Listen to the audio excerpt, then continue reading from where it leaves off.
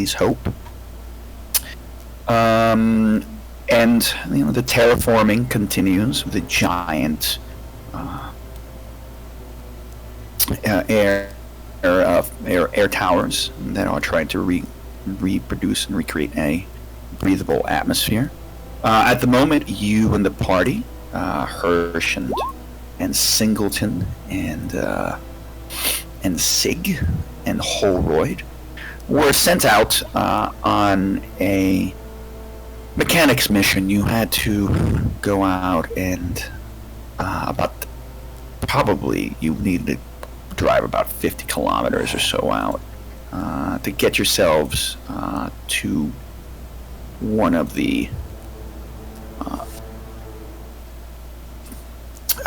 maintenance on one of the air processor number 9. As a matter of fact, I will show you what everyone who had access to. This is the story. So, Victor, you should be able to see the story. What's the story, Mother? For a quick read. But essentially, you went over there, and your rover broke down.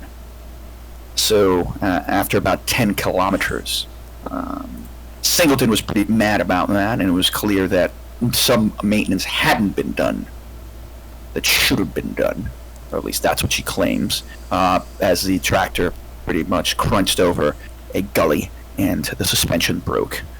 And the bottom components were pierced by sharp, jagged, black volcanic extrusions that cover the majority of the surface of Acheron.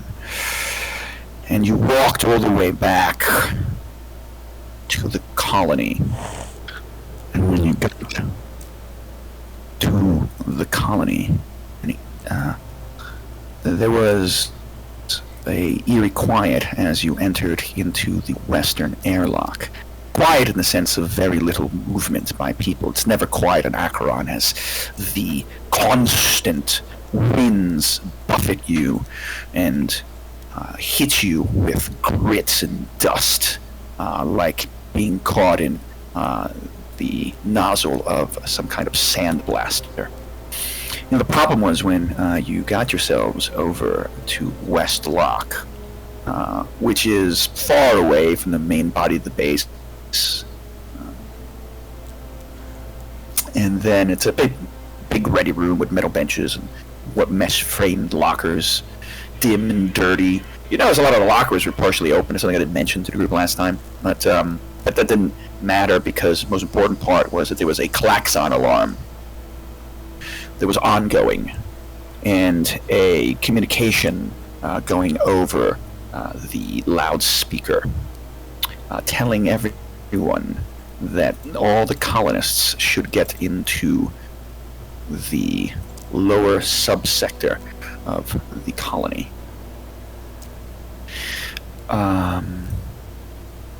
Hirsch and Singleton and the rest of you, led by you, McWhirr, decided to get more information and went over to some of the offices, the workers' offices, places where you yourselves would normally be. Try and get on the data system, since you seem to be having problems with your comms and your tablets.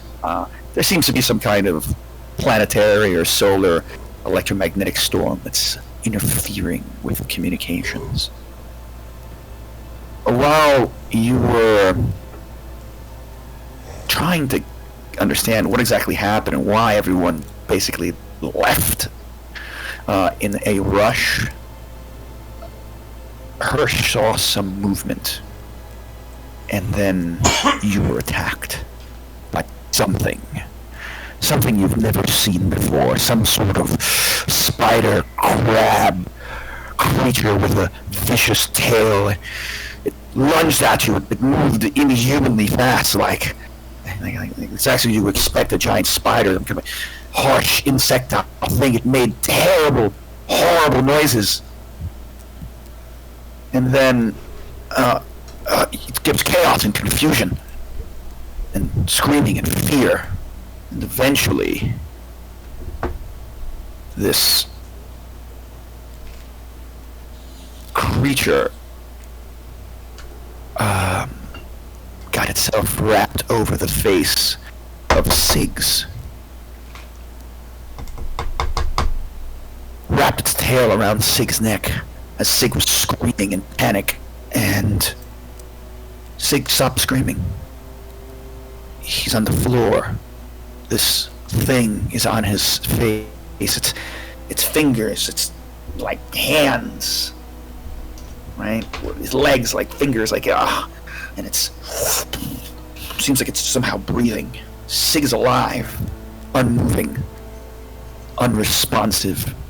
His torso partially burned by this creature's blood, which seems to be some kind of strong acid that it's pockmarked and burned through the steel grating that makes the floor of the colony. You're all taking a momentary breath. Your heart rate still elevated. Sweat is pouring out of you. McWhirr, you and Singleton practically froze throughout all this, while it was Hirsch and Siggs and Holroyd who valiantly tried to stop this thing. Maybe this has something to do with that Jordan guy and that snake-like parasite that you heard he brought back. You heard rumors about it. I mean, that has to be something that's going on. Holroyd is sure that we're all in here. Holroyd, of course, is eerily calm and controlled throughout all this. He seems to be very difficult to stress out. And so you all are in the first level of Hadley's Hope. Block C1. You know a couple of things. You know that the stairways here and the stairways here will lead you both up into the second story of Hadley's and down into the lower story. Last we heard, Victor. Yeah, go ahead. Hi, sorry. I'm still seeing the title page, so if you're showing the map... Yeah, as well. Yep. Sorry. Yeah, I forgot to move you guys. I thought I moved you, but no worries, I only interrupted because you're so there you things out. Yeah, no, you're right. Sorry about that. Thank you for doing that. Just making sure. Let's see, can I get McWhirr on there? Did I make a... Yeah, McWhirr doesn't have a pretty token, but that's okay. And Holroyd's there. Yeah, and Singleton. Is that what it? We need Singleton there also. That's what. Yeah, right. I got a Holroyd. Holroyd's here. I'll delete the extra Holroyd. I'll put a Singleton out. I think I just didn't make tokens, but it doesn't matter. We don't really. We all know who they are. Yeah.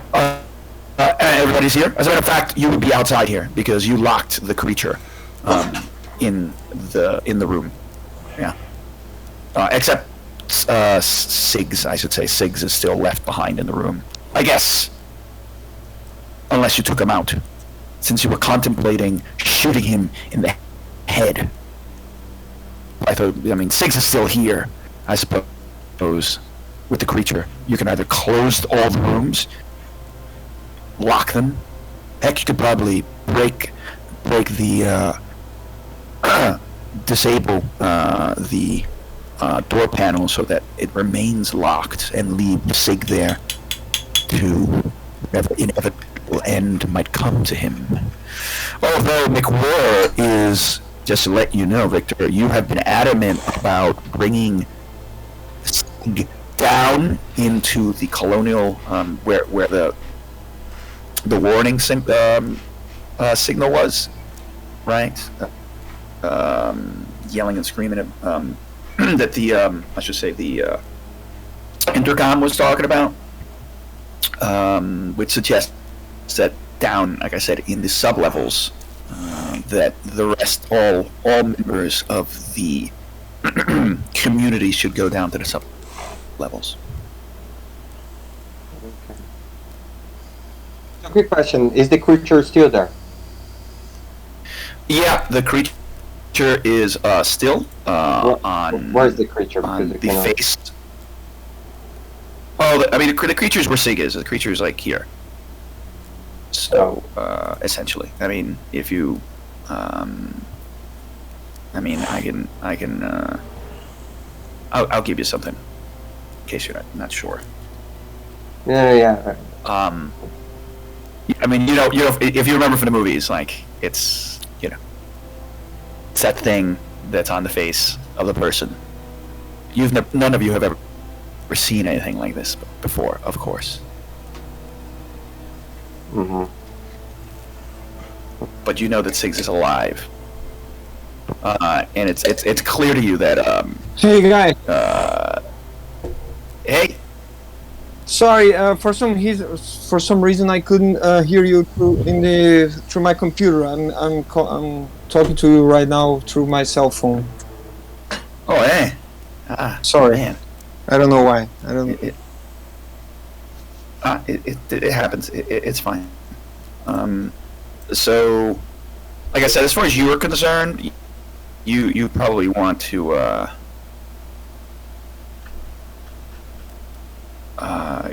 you basically want to get him safe, right? As far as you're concerned, you want to get Siggs to where there's medical care, and you're assuming that there's medical care down in the lower levels because that's where the colonists, that's where the warning sign said that you were supposed to go down and Mm-hmm. No, but just go down there. Sure. So just trying to understand and to properly roleplay my character. So if the creature is still there, and my friend is still alive, but I know that. Do I know that this creature is like deadly, or do I ever heard about this creature before? I'm just trying to assess if I'm going to flee, to help, to fight against this creature. Of course. So technically speaking, like let's take a look. One thing is, and no one say it, but all of you have very specific friends and enemies. Yeah, people who you like, who are your allies. Like for example, I will tell you. For example, you like Singleton. Yeah. So yeah, it's buddy, and your rival is Hirsch. You don't like Hirsch. You think he's lazy, and you just don't like his attitude. So, I mean, yeah, like if you look at that personal agenda on the bottom of that bio, right? Mm-hmm. So you have access to Officer McWhirr's bio. Yeah, I mean that's the main thing.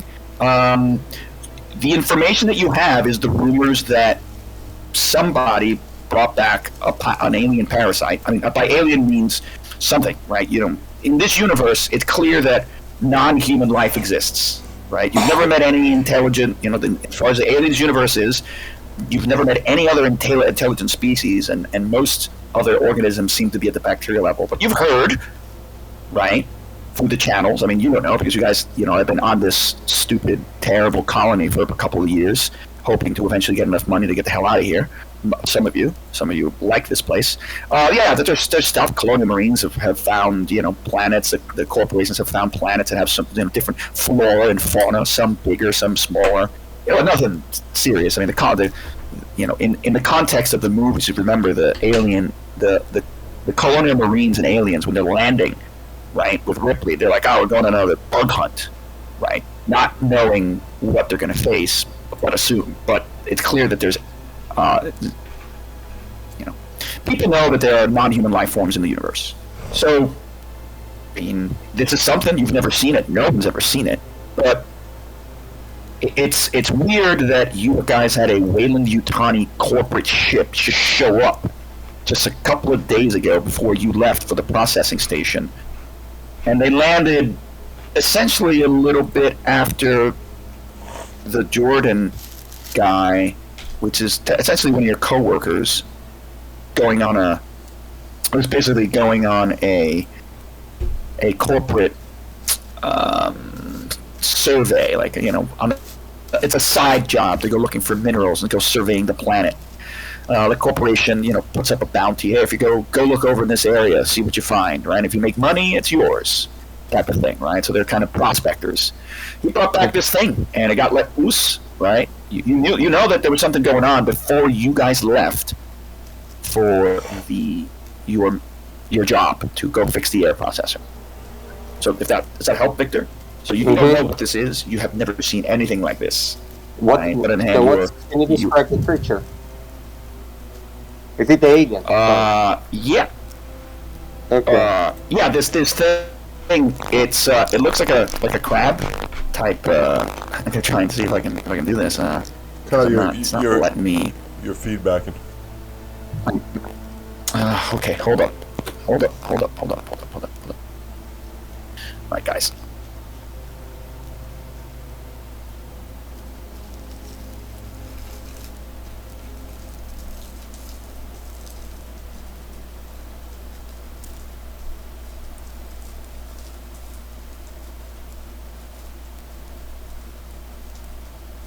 Hey, can you guys hear me now? Yep. Yeah. Yep. Clear. Yeah. Okay. I'm gonna.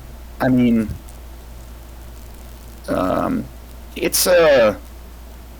I mean, it's a face hugger from the movies. it's those things. I mean, you don't know it, but I'm telling you guys, it's a face hugger from the movies. That's no. There's no. But is it the baby alien or is it the adult alien?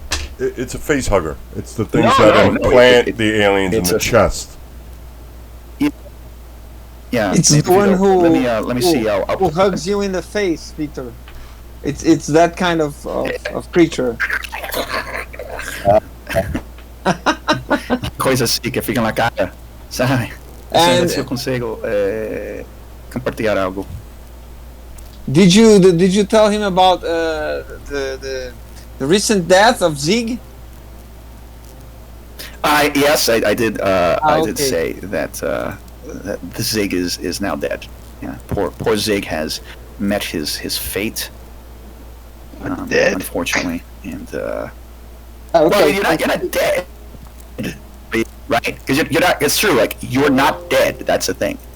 You're not dead at all. No, you're still breathing. Right? That's the weird thing. I mean, this thing's a face, right? And it's got like these side. It looks like air sacs, and it looks like it's breathing with you or breathing for you. It's really weird. But you're alive. Like they took your vitals. You didn't. You haven't, lost your life. I mean, like, you probably have a pretty steady heartbeat. The problem is that you have this thing on your face, and you can't. No one can really get it off. Yeah, just to make sure, it's this thing. Okay. Yeah, Okay. it's these things. Yes, and Okay, since role playing this thing is not so interesting, it's better to change character, no? Yes, that's right. Adam is not Singleton. I mean, you could maybe roleplay him later. We'll see what happens. Maybe somebody else can roleplay Siggs later. But he was your scientist. And unfortunately, he's probably the single person who could have given you more information about what you're looking at, because that's his job. He's a scientist. And you do know there are two other scientists, because they're the ones who landed on the company inspection ship that just showed up. Wow, like I said, just a couple of days ago, coincidentally, right? And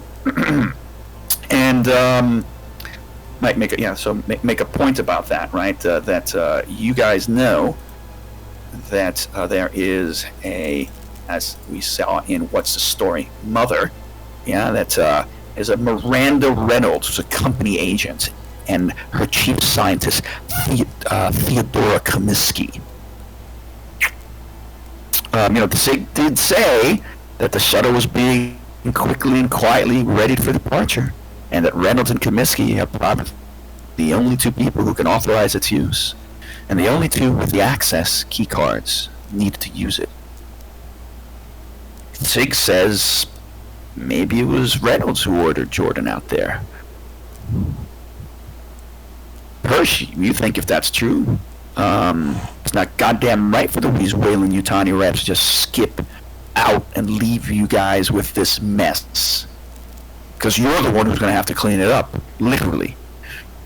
And of course, you all may feel unhappy about the behavior of the corporation. The corporation pays you the money, but you always know the corporation's best interests are not necessarily your interests.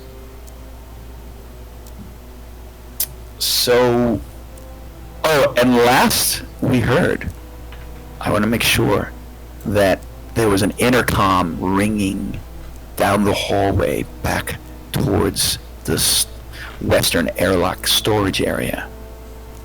Someone calling for help. Mm-hmm. Yes. So Singleton was looking at that, right? Yeah.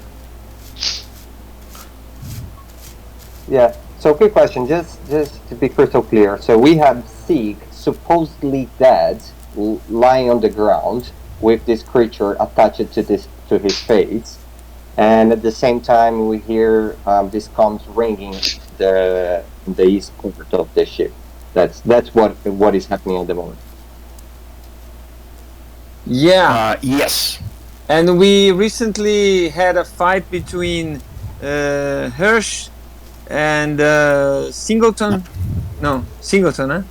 Because they were trying to get the gun. There is a single gun that was from Singleton, and Hirsch and Singleton didn't want to use it against the creature, and then Hirsch tried to grab it, and they fought a little bit, and then the gun slept on the floor, and then I took the gun, and then we were almost going to shoot the creature, but it was already on the face of Sigg, and then we were very reluctant about that, and then we gave up, and I gave the gun back to Hirsch, and he's having the gun now. We are in the corridor, right?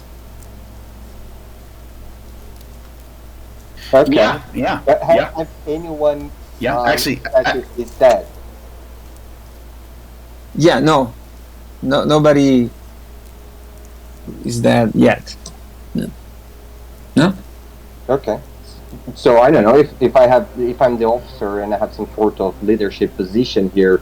I first thing, and I don't know. Am I responsible? Is this my crew? I'm not sure, because if it's yeah.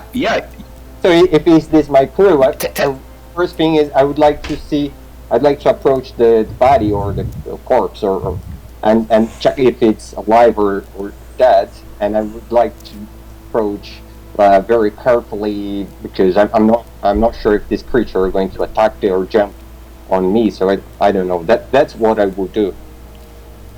Oh, great! It's a change in behavior, right? Just for us to be sure, because our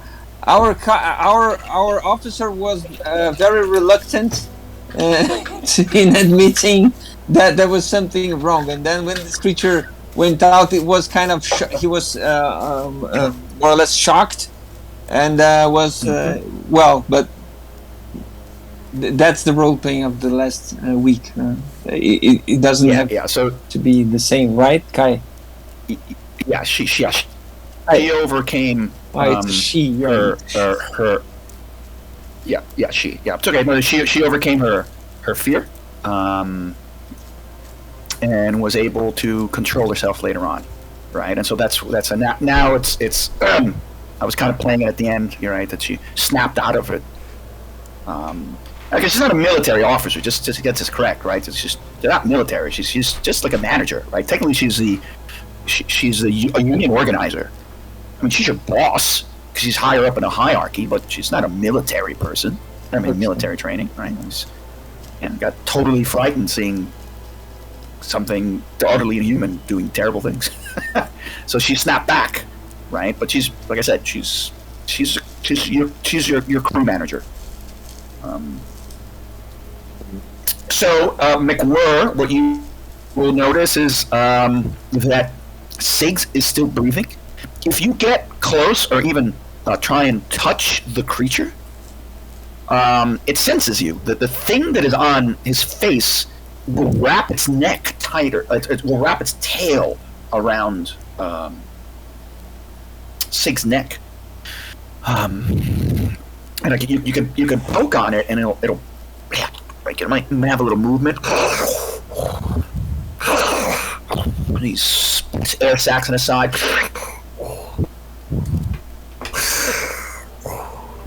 Rhythmically inflating and deflating. You might hear the fingertips of this thing, right, crack a little bit, right, as it, and then the tail slithering along and scraping along the metal of the floor in this office. Okay. So if you can take the pulse, and like I said, Sigg is still alive. He's still alive in there. Okay. So am I 100% sure that the creature is not going to attack me and that Sigg is actually alive, right? The creature doesn't take any interest. I mean, it's reacting to you. That's for certain. And I mean, if you're just touching it, it's gonna do things. Its tail will slither. Do you try and take it off his face or anything like that? Is that what you're trying to do? I'm just trying to. Okay. No.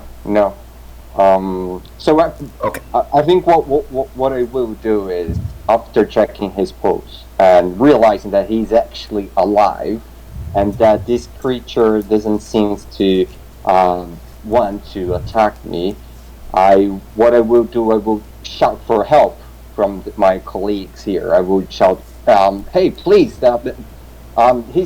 He's still alive. We need to take him to some sort of medical room, or I don't know. Do we have a medical facility here? I don't know. Like, do I know that?" Oh yes, you definitely know there's a med lab on the second story, the second floor of Hadley's Hope. On the other hand, if everyone has fled into supposedly the sub-basement, anyone who's got medical skills might be down there. You don't have any real medical skills. That's not your agility. As a matter of fact, the only person who had medical skills is Sigg's. I mean, even if you got to a med bay, there's nothing you can do.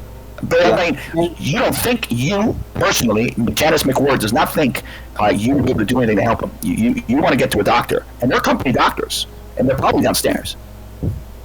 That's what you would think. I'm just putting, or no, for example. Okay, so if we have a med lab on the level above us, but potentially we have doctors on the level below us, then obviously the best thing to do would be to take the body to the med lab and to go down and try to find doctors to help us, right? Does that make sense?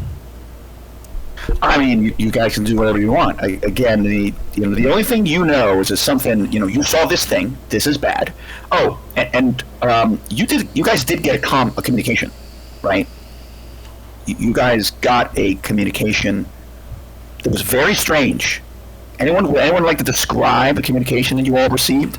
As Singleton, I believe, was able to, or I think it was Siggs at the last minute who was able to get some information. He was able to pull up. Yeah, it was Siggs before he got this creature on him. Anybody want to remind us what happened there? What the communication was that you found? So the first communication we got said go to an area for safety, right? Which was underground common holding area or something. And if I'm not mistaken, the second one said don't go there. It said it was a trap or a thing or something along the ways, and warned away from going there, if I remember correctly. Oh, the other communication was saying for us not to go there. Exactly. I didn't catch that. Okay. That was the video they had. Right? Go there is downstairs. Go there is downstairs. Right? Yeah. So that's it. So you have a confusing, right? You've been told both to go downstairs by general, like a general intercom message that's been blasting out over the loudspeakers, and then you guys were able to find a particular message that seemed to be sent to your comms. I'll share it with you as a reminder. As a matter of fact, what I'll do is, if you can I share it via Discord?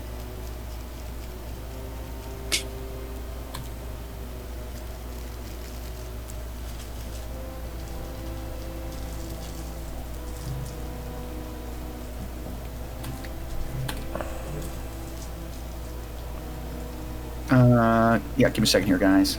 So I got sent a message from the other dude who runs the okay. All right. I'm gonna replay this thing again real quick. It's just two minutes. It's a short 3-minute thing, just so everyone gets to kind of remember what the heck was going on with this. So we're all on the same page. Yeah. So all right. I'm gonna go. On Discord. I'm gonna share the video. Okay. So if you guys want to open it, I'll be sharing it there, and you guys should be able to hear it. And it's like this. This is for the maintenance team. I've keyed this recording to your PDT, so you put in general. You guys seeing it? No, I'm putting it via our video chat, like the voice channel. I'm playing the video. So if you guys go over to Discord, flip over to Discord, and you'll see that I'm gonna play the video. Does that make sense? Yeah. So click on Kai's name and then say watch stream. Okay. Name. Yep. I get it. Is that cool? Thank you, Adam. I'm sorry, I always forgot to get those instructions. We all right with that? Do we see the Wayland Yutani building better worlds? All right, here we go. This is what you guys got. This is for the maintenance team. I've keyed this recording to your PDT, so it should show up as soon as you arrive back at the colony. Okay. In the last 24 hours, the situation has gotten a lot worse. Those things are everywhere. Some of them are a lot bigger. I don't have much time. We're all going to head down to the vehicle maintenance garage in the sub-level. The Colonial Marshal and the deputies think that they can barricade it off and the rest of the complex, and we can hold out there. The inspection team, company inspection team, came from that shuttle from 2 days ago. Miranda Reynolds and her bunch. I think they're behind all of this. They have prepped the shuttle for departure, but it's ground locked. I'm pretty sure Reynolds and her scientist buddy Comiskey are the only ones who have the key cards to lift the lock and access the shuttle. If you get this message, don't follow us. Don't come down to the maintenance garage. Get one of the key cards. Get to the shuttle and get out. I'm pretty sure that Reynolds is still holed up in her office in Block C2. Comiskey, is he still over there in Middle Lab? No.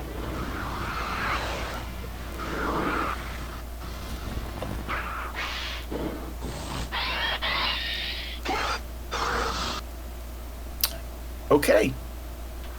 Okay, that was important. He said that Comiskey is on the med lab, right? Is that correct? Yeah. That makes sense. You some of you know that she's a doc. So I mean, so it's up to you how much you believe that or what you want to do, but you definitely know that no one here is a doctor. So do what you want to do. Let me ask you, how many floors are there? There's above ground. This is the first floor, and each of these giant metal trailers has secondary floors. They're often connected by gangplanks or different walkways between different levels. And then there is the sub basement. There is the level -1. Okay.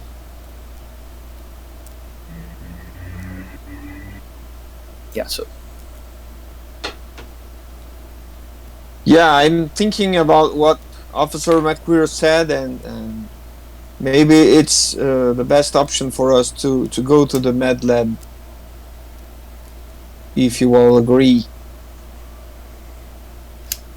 Yeah. So yeah, I think I still lack a little bit of understanding. So, for example, if they're saying that the levels below has been some kind of infestation of these creatures, are they in some sort of lockdown? Like, I just trying to assess how this ship work or this base work.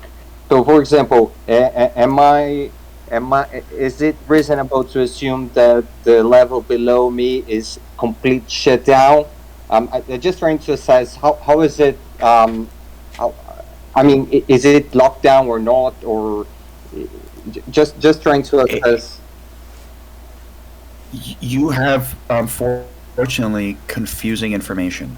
This is a problem. The first thing that you heard when you first got in was and it's still, but by the way, just so you know, there's an emergency klaxon, like this weird, like sound, like a car alarm going on constantly. The whole place is dimmed out, and you've got red emergency lights blinking in the hallways. Everything here is quite dim. Yeah, something's happened. It's like something took out the generator, and they got the emergency generator running, right? And it's constant, and you were getting the all colonists will go down to the like a recording that's getting staticky, probably because of the storm. So there's a lot of other ambient noise that's really irritating and stress-inducing that's happening right now around you. Mm-hmm. So you have two different things. You have a general over the intercom. You still hear it. All colonists should report to the sub-basement. And then you guys got this message from one of the crew chiefs, personally, on one of your on your emails, so to speak, right? Your WhatsApp. So that's what's going on. Mm-hmm. We are in the is it a ship or is it a base? It's a colonial. It's you remember that first landing page that you guys were on? That were like it was at like you are. Yeah, I'm sorry. You guys are here, Victor. You this is Hadley's Hope. You are here. This is where you are. This is I'm gonna show. This is where you are. I'm putting it out in so you see it. You guys are in this base. Everything looks like this. Everything's under the location pics. This is where you live. This is your home. You are here. Okay. This is where you are. Run. Okay. On this shitty colony on this fucking surface of this garbage planet. Okay.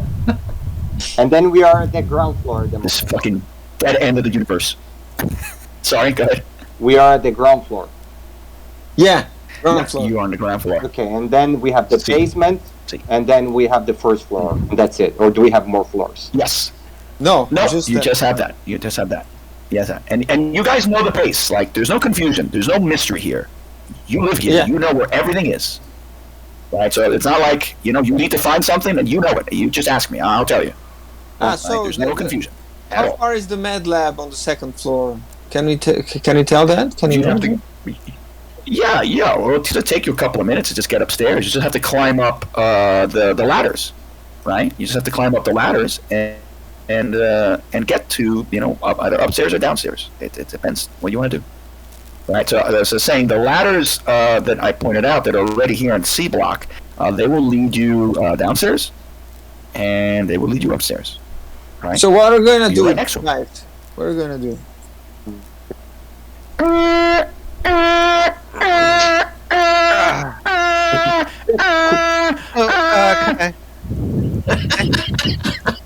Quick question. I'm sorry. I still have questions.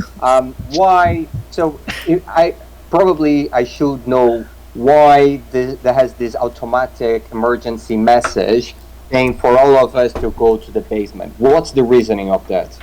Why?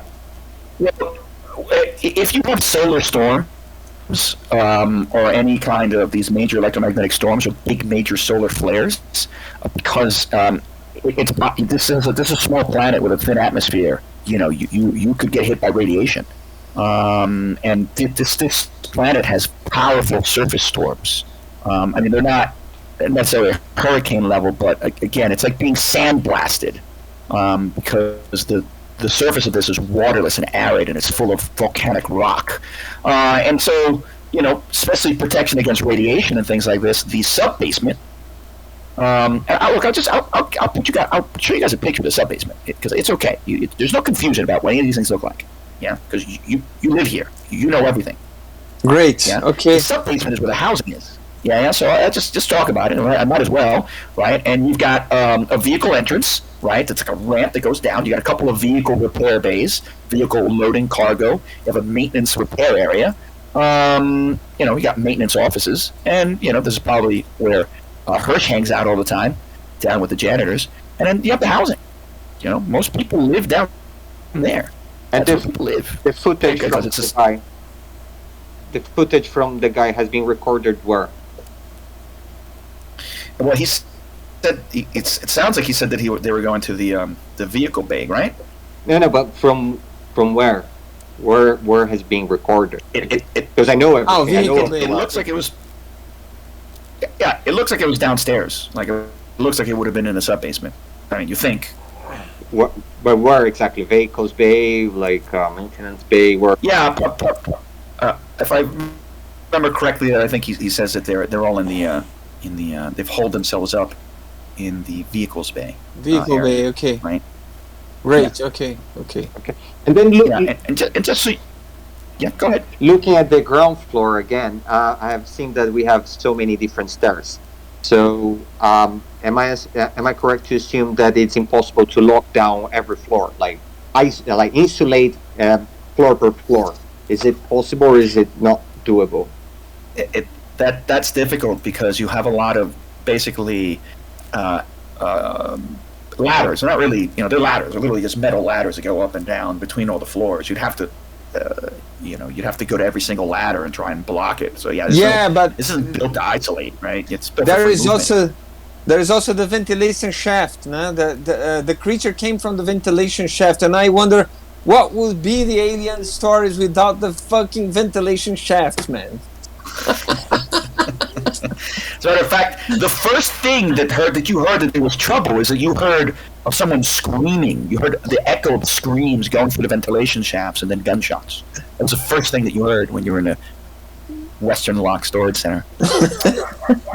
But do we know that the creature came from the ventilation shaft? Do we know that? Have we seen that? You have no idea. You know nothing. Okay, I didn't. I thought it got out from the ventilation shaft, but I might. No. Maybe. I mean, you might have noticed. It's very likely that you noticed that there was a ventilation shaft door, like one of the panels was on the floor or open. So you might have deduced that it came from the ventilation shaft. I don't think you necessarily saw it. Okay. Yeah. You might not have seen that it came from the ventilation shaft. You see. Okay. Oh, and don't forget, someone down the hallway. You can hear it echoing down the hallway. Like, I mean, I'm talking, kind of far, but there's an intercom about 40 meters away because everything else is besides that klaxon. It's kind of light.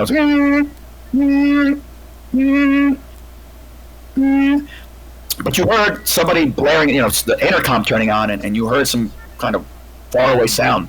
It was hard to hear over the klaxon, but you definitely thought you heard someone call for help via one of the intercom phones, right? You know what I mean?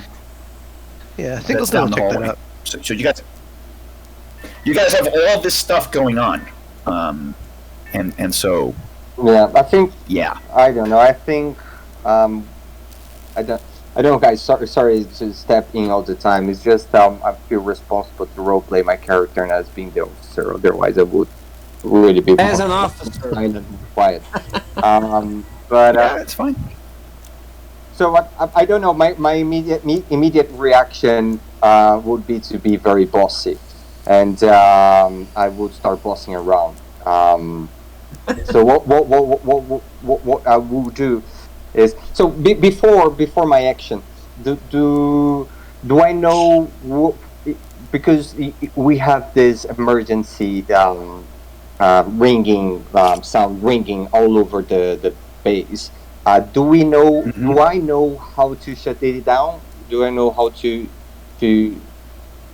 shut it down? There is a central room that I can control that, or there is a central room that I can assess the overall security cameras and footages, and is there a place here that I can? Well, I think so. Let's see. Where would you know? And again, you're not privy because you may be a manager, right, in all these, but you're not high up on the corporate hierarchy, right? Your pull is very limited, and so, just give me a second because I was actually fixing your character sheet a bit. So,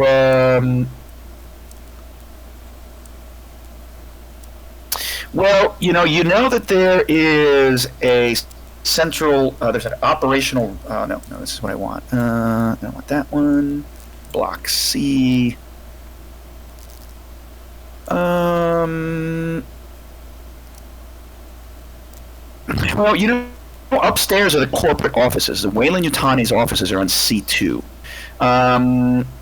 And that's where the office of Al Simpson, who is the general supervisor of the colony, is. Now, because your C1 can be like the corporate offices, kind of where you guys work, and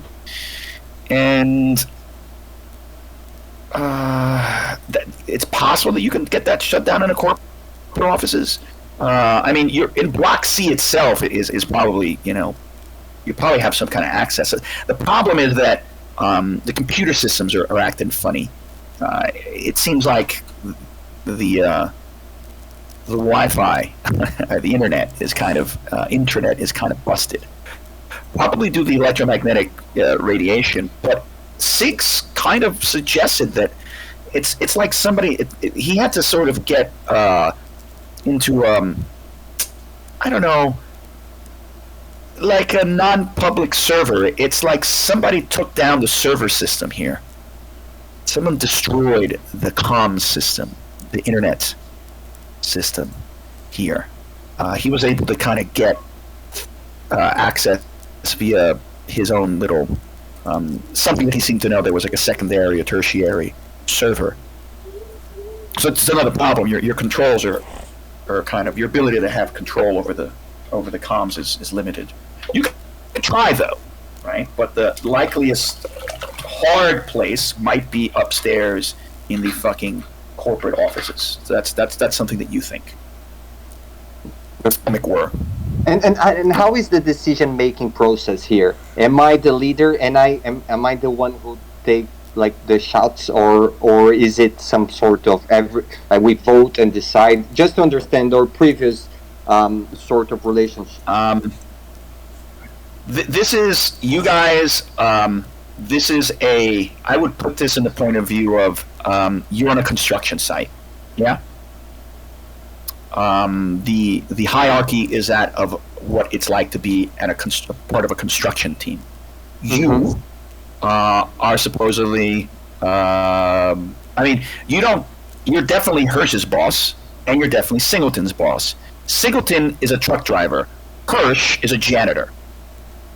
Now, Holroyd is also essentially a mechanic, right? The only one who's kind of wasn't really someone that you could necessarily boss around was Siggs. He's a scientist. He's kind of parallel to you. But you are everyone else's boss. In normal day-and-day life. But it was a little bit messy in the last session because McWhirr was reluctant to recognize the danger and the signals that something was going very wrong, and then we kind of took some actions without consulting or without reaching a consensus. Right? Am I right, guys? But anyway, that doesn't that doesn't take you off the seat of the as an officer, right, McWhirr? I guess you hear something through the air ducts.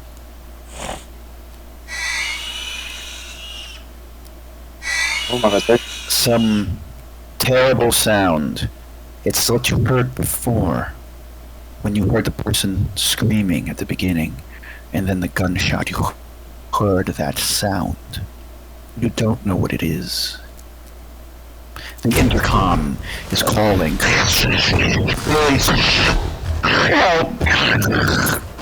Yeah, so I think what I would do at this moment, I would look at Shingleton. Sorry, I don't know how to pronounce his name. And I would say, because he's sort of my ally, I would say, Shington, look after Sigg, and I will ask to the mechanic guy. Where's the mechanic guy? It's Holroyd. I don't know how to pronounce his name. Yeah, Holroyd. Holroyd. Yeah. I would.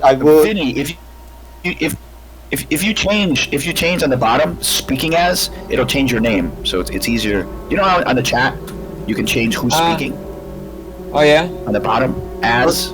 You mean if you change it, so that way on row 20. So that way, same with you, Victor, so everyone can see your name. Let me see. Like, so that's how come it says Hirsch, Janitor, Anthony, and Singleton Adam, right? Because that's. Sorry, I didn't get. Should be able to. Where can I change this? Vinny, at the very bottom of the chat, next to the send button in row 20. Do you see how there's like a little box that says "as"? You can actually change who is speaking. Okay. Yeah, so just choose Holroyd. Holroyd, for example. Yes. Victor, you can do the same thing. Yeah, because if you change it, it should change your name. It should change your name to the name on the character sheet that you're in control of. It only changes the name when you input dialogue, right? So he's got to physically change his name to. It's in the sprocket. Display name. Yeah. It didn't change the display. Right. He's got to change the display name. Oh, he's got to change the display name. Sorry. Oh, you're right, Anthony. He's got to change. You should change the display name. I'm getting that. I just wrote a list on a piece of paper. It's a big deal. It's fine. It's fine. Yeah. Okay. No big deal. Okay, so what are you guys going to do? You just heard. I'm going to imagine that obviously, this conversation didn't take this long because this was us just trying to understand things your character should know. So this is all sort of some of this is obviously actually happened in about 5 minutes, right? So this is like within the 5 minutes of the whole disaster, right? You've gone over, you looked over, she's still alive. And you just had a debate about whether you're going to go upstairs, whether you're going to go downstairs, and if there's any way to shut down this goddamn fucking klaxon. Yeah. What are you guys going to do? Sorry, guys. I need just one thing. Make a decision. I realized where to change the name. It's in my settings and display name. Now my name is correct, right? Yeah. Okay. Yeah. Sorry. I forgot that. I think I was mixing up between showing your character icon and then changing your name. I fucked that up. Hi, sorry, can I just ask one quick question? Yeah. Yeah, for Singleton, right, do I carry over any stress or do I just start fresh because I picked up the character? Oh, yeah. So here's a couple. Yeah, so you all would have been stressed, right? Because because remember, when we were rolling, everyone was getting different kinds of stress. So that's actually something I needed to talk about. Mechanically, I realized I was actually overstressing you, and I overstressed Sigg, but the rolls of the alien would have gotten you anyway, I think, regardless of what we would have done. But to let you know, like, when you roll panic, you don't have to keep on adding the dice that you rolled. Actually, when you roll yellow dice and you've got the alien symbol, that doesn't immediately add to your stress. It's you roll a panic, and whatever the panic says, right? If the panic condition says you add, then you definitely add. So I was adding too much stress to your character, Sigg. That's alright. But everyone, I think, Hirsch, what's your level of stress? 6. Yeah. So I technically think I'm gonna go like this. I'm gonna reduce so that should be the common one. So McWhirr should have about 6. Actually, I'm gonna bring it down 1. I'm gonna bring it down 1 because I overdid it. So everyone, whatever your stress was, you're going to bring it down to 1. Singleton, you're going to start with 5. Yes? All right, cool. Okay. And then Holroyd and Hirsch and Holroyd, Hirsch, and I'll give Singleton because it really that belongs really to Sigg. Everyone has 1 story point. Yeah. Okay. So I'm giving you a story point to use as balancing out the fact that I gave too much stress last time. So, Fair enough. so my stress is currently 5. Is that what you're saying? Okay. You have 1 story point. Okay. Yes, and you have 1 story point. Right. Now we are If yours going to was- get yours rid of was these 5. aliens. With these story points, we're going to get rid of them. Yeah, and I think Mick Worms. I was actually trying to just complete your character sheet because your character sheet's not quite complete. I was putting some information there for you. Yeah. Okay. Janice, So, yeah. So I think my initial reaction after realizing that the creature is not going to attack me and that Sigg is actually alive, and hearing the comms ringing and hearing this weird noise, I think my immediate reaction would be to call to Shingington and ask him. I would say, one sec. Shingington and Hirsch. I would say, Shingington, Hirsch, please, could you pick up the comms? Meanwhile, myself and Olroy, we look after Sigg. We were going to look after Sigg. Could you go run and pick up the comms and check it out what's going on? And Hirsch and I go, "Oh, messes are your territory. Why don't you clean up this mess?" And I'll walk off towards the intercom. Sorry. Who are you again? Which character are you? That's Singleton. Well, come on, Singleton, you like me very much. No? Not you. You're I'm my talking to buddy, no? I'm talking to Hirsch, not to you. Singleton just insulted Hirsch. Yeah, so she said that to Hirsch. Okay. Not you, Sorry. Janice. Apologies. Yeah, no worries. Okay, yeah, all right, let's rock and roll. Let's get this going. All right, so I gotta say that you guys are gonna go down the hallway, because you gotta get to that intercom over there. Let's see, right? So the intercom is another 30, 40 feet. I mean, actually a bunch of meters away. So Singleton, I'm gonna bring you out over here, yeah. And then it's Hirsch. Okay, so you guys are down here at both the computer terminal and in the thing. And so rock and roll. Yeah, and you hear the scratchy, intercom. Help, please.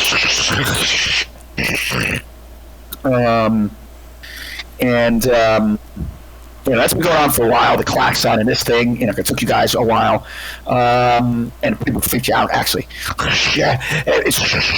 Now, there's no way you can communicate. You're gonna have to pick up because this is one of those buzzer things, right? But if you really want to talk, you gotta pick up the phone, type of thing. It's kind of old school, right? Yeah, I'll do that. So if you grab the door, if you grab the phone, Singleton.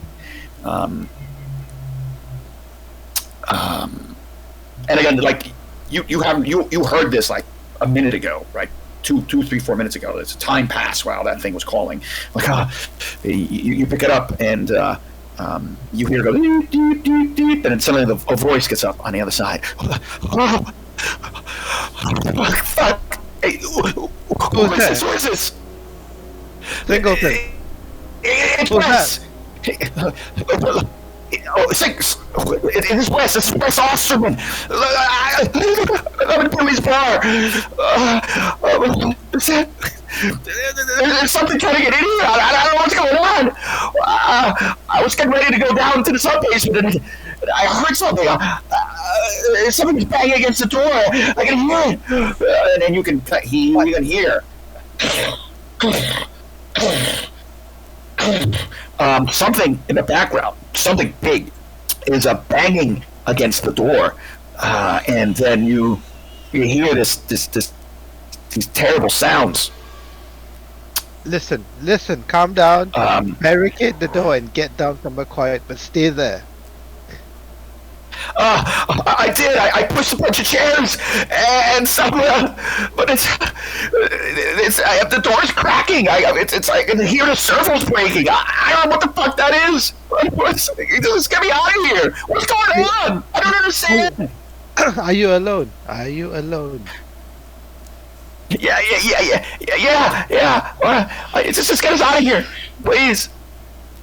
Get me out of here. I just want to get out of here. There are few of us here. We'll see what we can do. Do not send the distress again. You're going to attract more attention. Just switch this off. Get into a quiet place and hide. Okay. And do you get that? Yeah. Okay. What the fuck is going on? Am I the only one that's hearing this, Kai? Or is getting because you picked up the phone, so you're using like this like an old school 1980s style looking phone intercom thing on a cord. Okay. Yeah. So I'll reinforce that. Stay calm, stay down. We'll get to your weekend, and I'll just hang up. Okay. Yeah, absolutely. And I'll turn to Hirsch and I'll say, some madman's freaking out in Billy's bar. Don't know if it's worth wasting our time on this. And I'm just gonna walk back. Well, what did they say? Something about a thing trying to break down the door, and it was just a lot of incoherent nonsense. Yeah, that doesn't sound like something that could happen today. Did you just see what the fuck happened to my buddy? What I saw was an odd, unknown pest crawl up onto his face and kill him. And you tackled me and took my gun away before I could do anything with it. So what I see here is infestation, probably caused by lack of proper garbage cleaning. And then you getting in your way.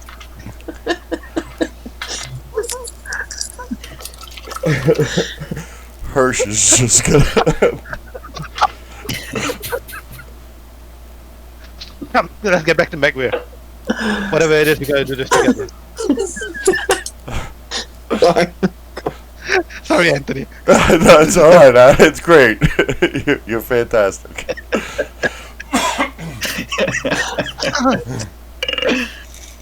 Alright. Yeah. Then I'm just gonna stalk forward. Yeah, you'll return to the rest of the crew. Yeah, all right. Yep. How was it? Well, yeah. Some chap in Billy's bar claims that somebody's trying to break in and he's freaking out. Look, we have our own problems. I'm not too sure that we want to waste our time doing that. Look, this is my thought. McWeir, look, you know me, right? We work together. You know how reliable I am. We've got a protocol, we've got a general alarm that says go down to the hold for a secure place, and we got this weird pirate broadcast that says we shouldn't. Which one would you trust? Seriously. Okay, but tell me from where he was talking about, from which position of the base, where was he based? This message that you just attended. Look, it's Billy's bar. Because, look, he was incoherent, and there are a lot of these weird things going on here. There's 4 of us. We have Sigg, who's been attacked by this weird bug.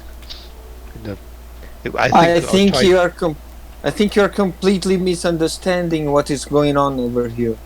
We are dealing with something much more dangerous than you think. Really, Holroyd? You seem to know a lot more than you're saying. What is it you're not telling us? Since the moment you stepped in, you've been telling us step back into the bloody storm. What do you know? I'm just eyeballing him. Well, you know that we have a duty here to the corporation. So we're not allowed to speak everything we want. And obviously you think that I am overreacting. I can see in your way of talking. You should not you shouldn't think that I am saying these things without any knowledge or base. I don't. That's the problem. You're just not saying everything. That's the problem. Yes, that's the problem. We have a problem. We do have a problem. We should take measures to be the most measure possible for us to get safe and to know as fast as we can what is going on over here. We already know that scientist Theodore Kaminsky is on the med lab, and Officer McQueer is suggesting us to get the core, to get Sigg to the med lab. So maybe we should get there and stay very alert. Yeah. Don't you think? Yeah. Visually, Kai, I imagine that Singleton is small. I'm just admitting a pilot, maybe gets into a cockpit, so it's significantly smaller than Holroyd, who's probably somewhat sounds to me like someone who might be hulking. So I'm just standing there, almost chest height, looking up at him, not flinching away. And I said, fine, that makes perfect sense. Then we should get to the med lab and do so right now, instead of arguing in the corridor. I thank you very much. I think you must agree to me that we won't be hindered by any measures of security that we take right now. It's just something that we need to do, and it's not going to cost us anything except energy to be alert and very careful. Let me be clear, Holroyd. I don't agree. This is not an agreement on everything you say. I agree on the next course of action. But before this night is out, I'll know everything that you know. That's a promise.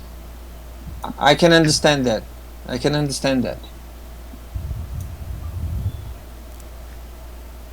Let's go. Gents, let's stop fighting, gents.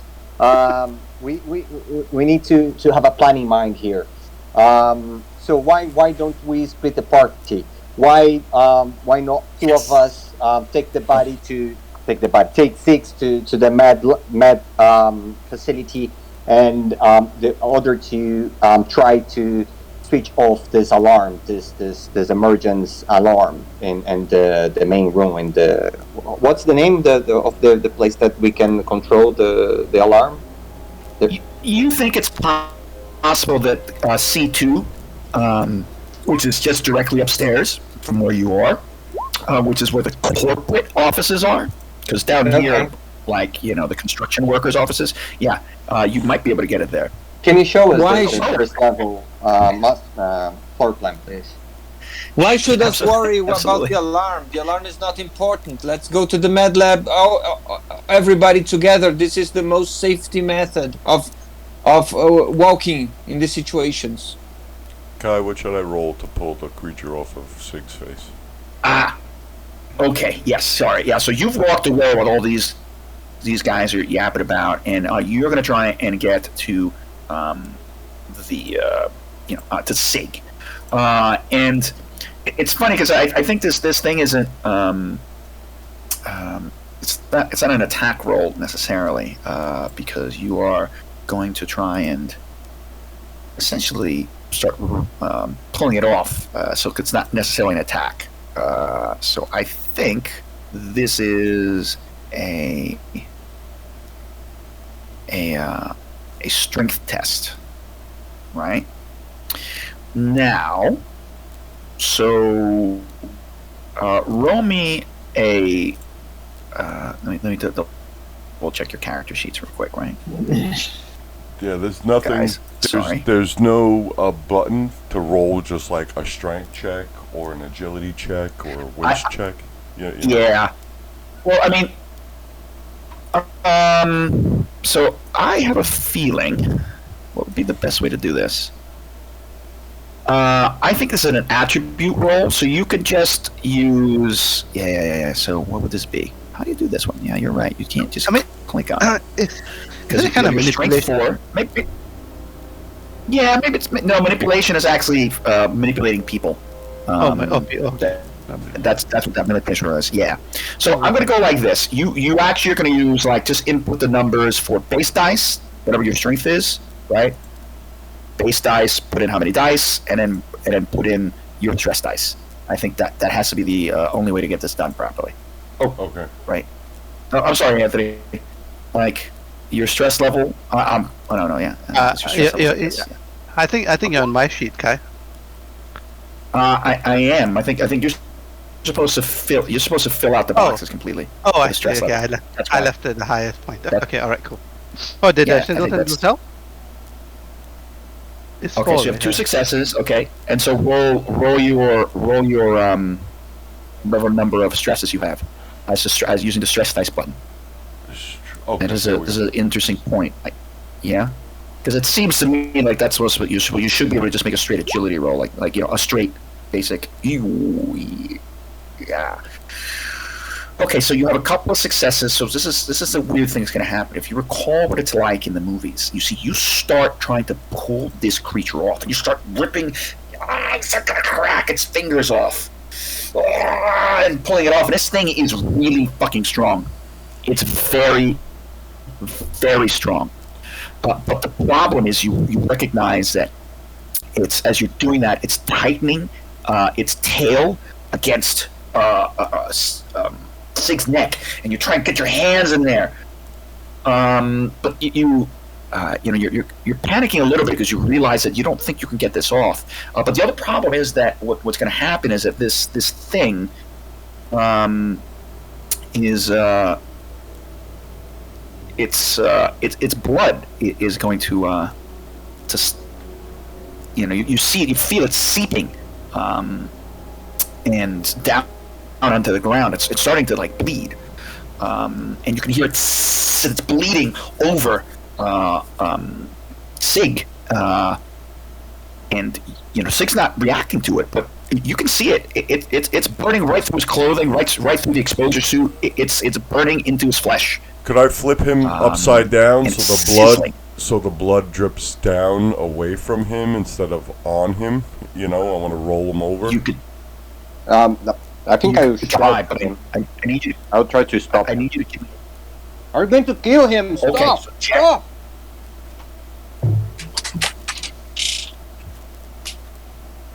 Roll me a panic, Me? Hirsch. Yeah, you got to roll me a panic because you got double. Okay. So a 7 on your panic. I actually think that's you're under control because it doesn't really get nasty until 10. Let's confirm, right? Because you're getting freaked out because you realize that you don't know how to make this go away. It seems like nervous twitch. Your stress level and the stress level of all friendly PCs in short range of you increases by 1. Everybody, your stress levels go up as you all start fighting. Janice McWhirr starts screaming. Hirsch, you're like, no, let me do this. You flip her over. You flip Sigg's over, and the tail starts lashing out at you. I gotta say that this thing's actual tail is gonna unwrap its tail partially, and it's gonna try and hit you. So Sigg's, roll me an initiative. Hirsch? Do I still have control? Hirsch, yeah. Hirsch, yeah. Hirsch, roll me an initiative.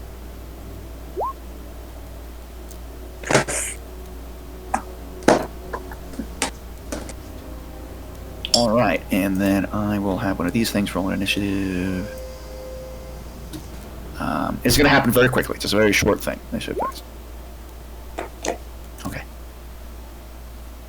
Okay. Yeah. So Hirsch, you get to go first. Its tail flips out, just partially, and its tail is trying to grab you and to sort of poke you and stab you with its tail.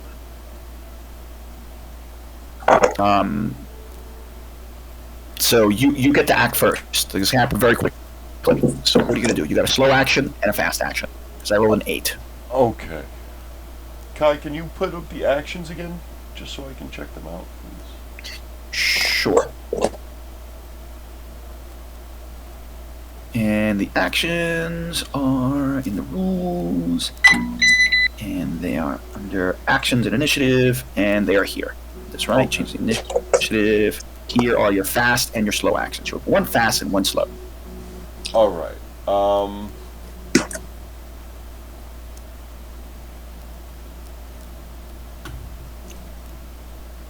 I guess I want to try to grapple it. Okay. So I actually ran this incorrectly last time. It seems that you can't actually initiate a grapple attack. You have to do a close combat attack. And if you get an extra success, you can use that for the stunt of grappling. Okay. All right. Right? So that's another rule thing that I did. So you have to basically make a close combat attack as a slow action. Oh, shit. Well, I mean, you hit the creature, right? You start ripping on it, you start punching on it as you're trying to flip Sigs over. Now, the problem with this is that these nasty fuckers, once you punch it and you're trying to do damage to it, you're going to cause its blood to splatter. And let's see. You've got one success, and what are you hitting? What are you hitting it with? Just your fist? Are you hitting it with anything in particular? Yeah. Any weapon that you'd be using? Probably my fist. I don't think I would hit it with the gun. So. Okay, yeah, because you still have the gun, essentially. Yeah. Okay, so let's make sure I get this right. I thought I had this rule here before. Where the hell did it go? So you do damage, and so you are going to get a blood splatter of the following. It has 4. Yeah.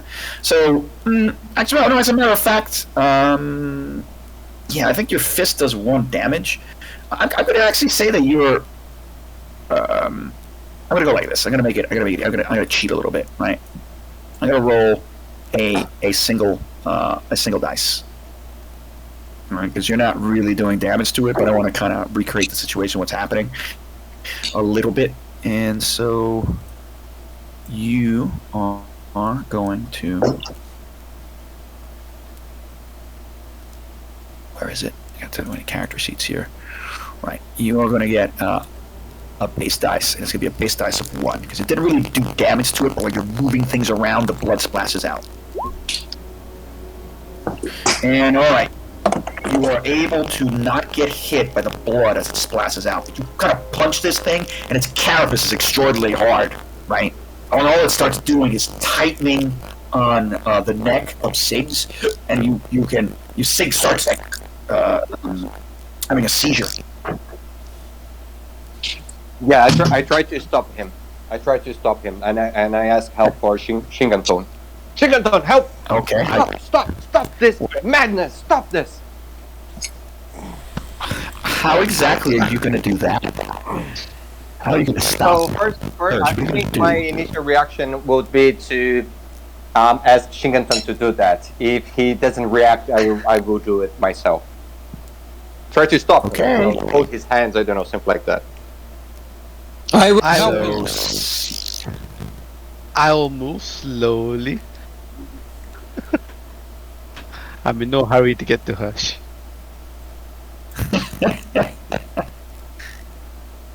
I would like to remind everyone that Hirsch has a gun. The only gun that you have. Hirsch still has it, I think. Kai, you're feedbacking? Your mic is gone. Yeah, you're feedbacking. And I still have my fast action, right? Yes, 1 slow and 1 fast, right? Or So 2 my fast. fast action is to draw the gun on Singleton and say, get the fuck back. Hey, I'm hands up. I'm stepping back. Can you hear me? Yep, I can hear you now. Yep, I can hear you. So I'm going to take a step back, hands up, and I go Can you hear me? We can hear you, Kai. You Kai? can. I don't think he can hear us. So.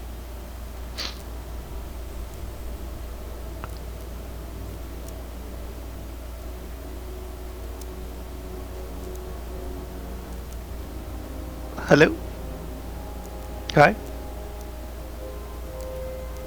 Now we can't hear him. Hello, can you hear me? Yeah, now we can hear you. Yes. I'm gonna reboot Discord.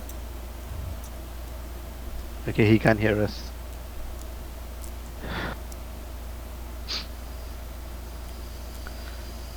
Yeah, Singleton's more an asshole than Divas ever was, Anthony. Do your thing, Adam. It's all right. Oh my God, man. Friendly fire, no. Please. No, but it's cool, right? Because this kind of is part of what happens in the Alien show. Everybody gets at each other's throats. So this is great. High stress, a lot of shit going on, you know? Lack of trust all around. Uh-huh. Yeah. That constant picking of that fucking alarm, you know? The red light flashing off and on. Absolutely.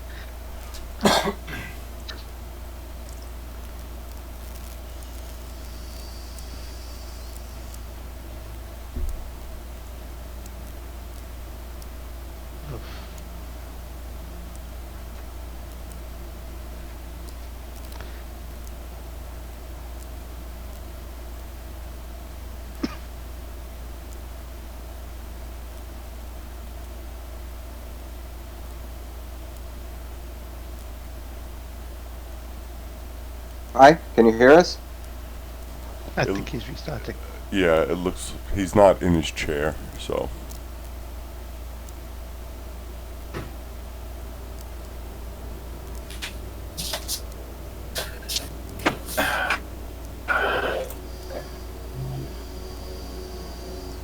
Yeah, can you guys hear me now? Yeah. Yep, I can hear you. Yeah. Can you hear me? Okay. All right. Yeah. So it's just to get up real quick. All right. Crap. All right. Well, let's go. So yes, if you are gonna decide to basically, knock him off, if that's what you guys want, then someone's gonna have to do a close combat attack. Mr. Serge. I used my fast action to pull the gun on Sigg and told him to step the fuck back. So Singleton will step back, I'm stepping back and I go, hey, don't shoot me. I think we're not accomplishing anything here. There may be more of these creatures about. You want, we carry Sigg, we move.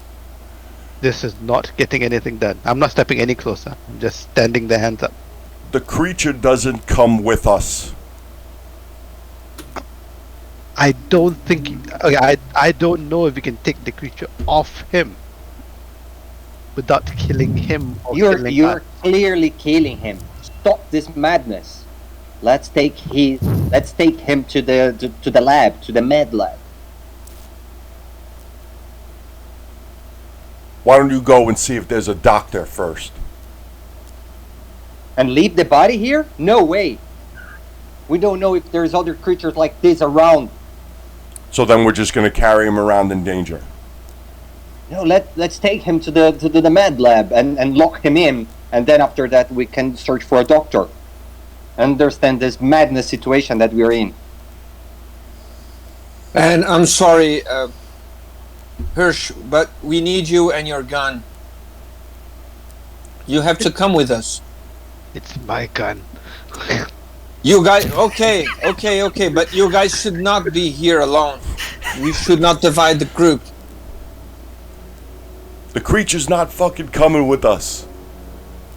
Sigg has to come with us.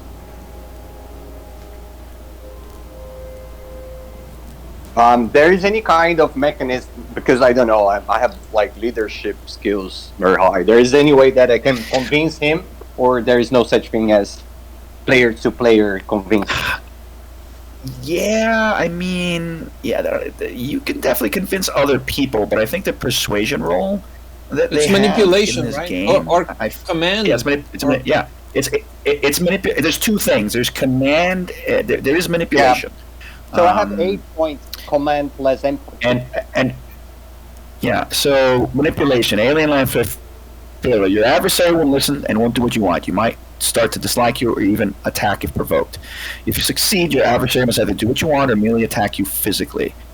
Or merely attack you even if your adversary chooses to do what you want, they can still demand something in return. The GM decides what it entails. It's not being manipulated.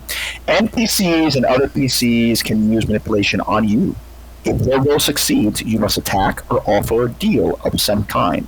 Then it's up to the GM or the other player whether your adversary accepts or not. So NPCs and other PCs can use manipulation on other players.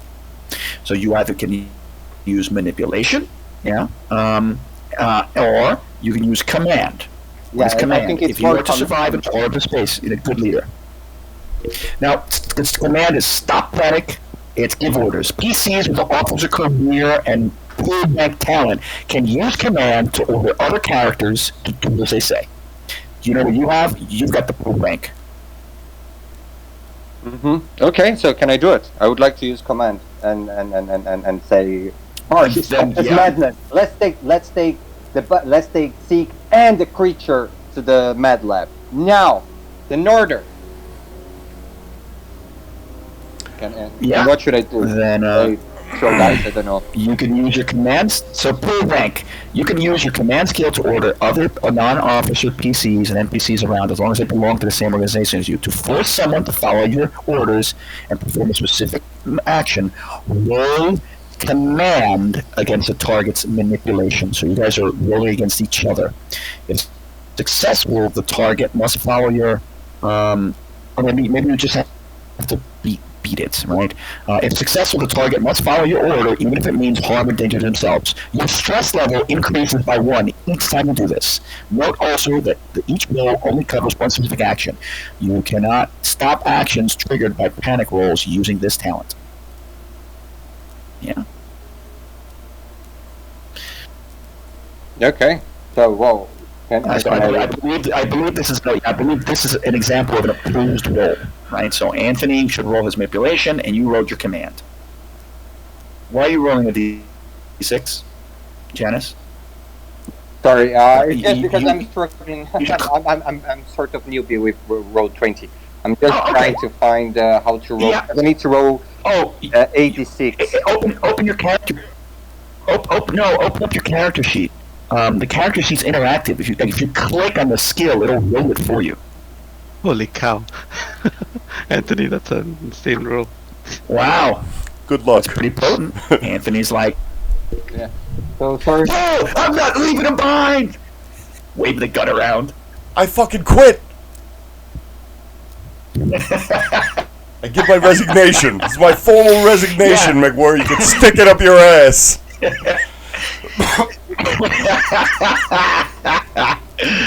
Yeah, so this would be your command. I'm going to roll it for you. And you can push a roll, by the way. So, do you have roll 20? Do you have your character sheet open? No, that's you see what's open? I have it open for you. Are you? It's open. I mean, the character sheet that I open is just like it's not something that I can interact. Just a summary. No. Go down. You have a couple things that are available to you. You have to look further down on the list of stuff that's available to you. You have a character sheet. You have 2 things that are called Officer McWhirr. Yeah, now I can find. Okay, wait. I can see something. So character. Okay, I opened the character. Am I crazy? No, I opened it, and then you click on command, and then modifier. Yeah. Yeah. There's no mod. There's no. I'm not gonna say there's any modifier here at the moment. As you have a straight roll, right? So you can use your full rank talent. Yeesh. So, it's too bad that you have this failure, because it also means that you cannot push the roll. Because instead, even though you had all this fantastic, look at all those dice that you could have had, and you only have 1 success. But you rolled the yellow face hugger symbol. So, do you see where your name in your character sheet where it says McWhirr Officer and Career Officer? Underneath there's like a bunch of buttons that allow you to roll things. I need you to go to the panic button and roll it. The panic button. So where is the panic? The panic. It's underneath the big W where your character says McWhirr Officer on your character sheet. There's like a box that's above the attributes and skills. It's got roll buttons: 1d6, 2d6, 2d66, and it's all there. So there's a panic button that like literally a interactive button that you can roll that will roll make the automatic panic roll for you. Do you see it? It's right in the upper middle part of your sheet, right in the upper middle box. Yeah. Right below your name and your career. Ah, here. Okay, good. Oh, wait. You did you rolled a 10. Oh boy, you rolled a 10. So what's that mean? So you can use your command, and then this is going to say you can base someone command the target is enemy successful target on your even if it means your stress level. Now you did I got to double check on something else, because you did a command, right? There's a couple things that might happen here. Things that might go shitty. PCs with the officer pool trank. Yeah. All right. So okay. Yeah. So you couldn't do it. He doesn't give a fuck. And you've panicked yourself. And what kind of panic have you experienced? So that's a level 10 panic. So if we go up and look at the skill, at the rules, and I look at combat and panic, and it says in stress and panic, I should say, you now have rolled freeze. You are frozen by fear or stress for 1 round using your next slow action. Your stress level and the stress level of all friendly NPCs in short range of you increases by 1. So everyone, add another level of stress. Can I not like... so actually... Yeah, so... Yeah, so you should have. See, you didn't add your stress properly, McWhirr. I'm adding it. We started at 5. You're up to 6 because you didn't add it when the previous. So you have 7. You actually have 7 stress now, my man. It's okay. But now you know what the character sheet is, right? This is your character sheet. Yeah. The other thing was just like a handout. Yeah. Mm-hmm. Yeah. So it's cool. I'm sure that there's a lot of things on Roll20, and if you're not used to it, there's kind of information management. Yeah. But if you kind of but you should know now. You should be cool with where to find stuff. All right. Yeah. Yeah. So that just happened. So you've got a standoff. You guys are screaming at each other. Yeah. I think I'm just bubbling like stop, or just bubbling. Can someone make me an observation test? I can do that. I've just been standing back looking around, but I don't have much of a observation rolled. Just one person, is it okay? I'm happy to... Yeah, just one. I'm happy to do the one who's least involved. Yeah, then you do that. You roll me an observation check. Yeah, you please roll me your observation check. Cancels out, right? And let's see.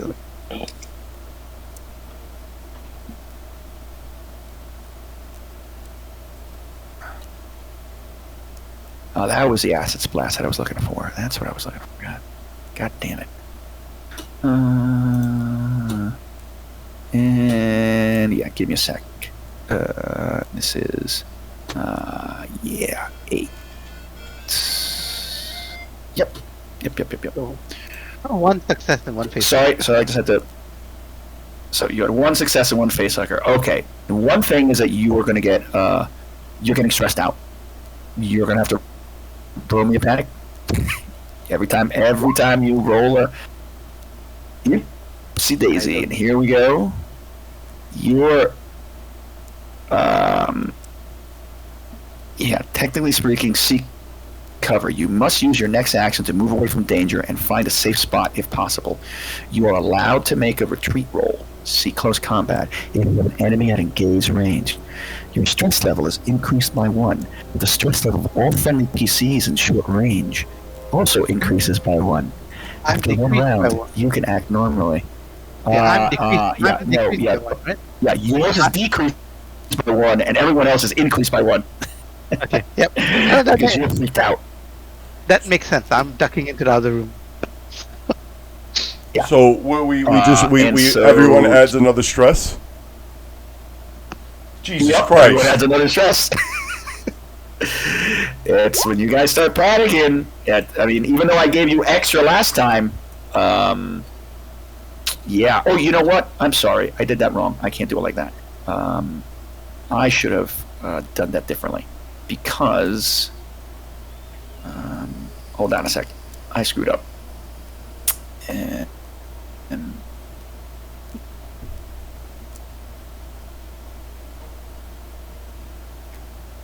And it is going to be a big roll of 8 essentially, and I'm going to do 2 to that. Does that function properly? Yeah, okay, I got the same roll, doesn't matter. Yeah, okay. You know, I'm going to say that only you heard this.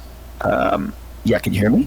So, Singleton, the reason why you duck out in a panic and everybody knows that you suddenly disappear is because you hear this down the hallway.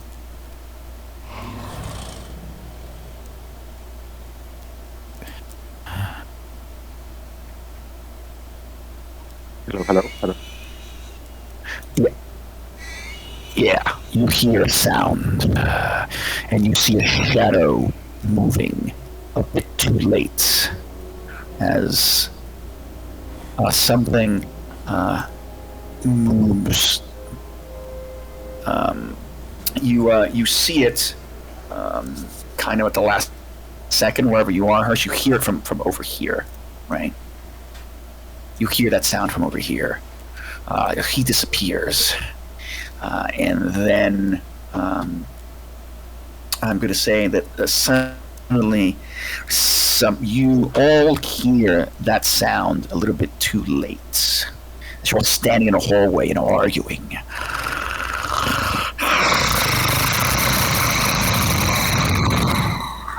Something is scratching along the metal of this hallway over here, and you see it at first a silhouette. It's like some weird tube, something large, long sort of thing. It's very difficult. So the lights are blinking and the klaxons are going, and something turns around the corner over here.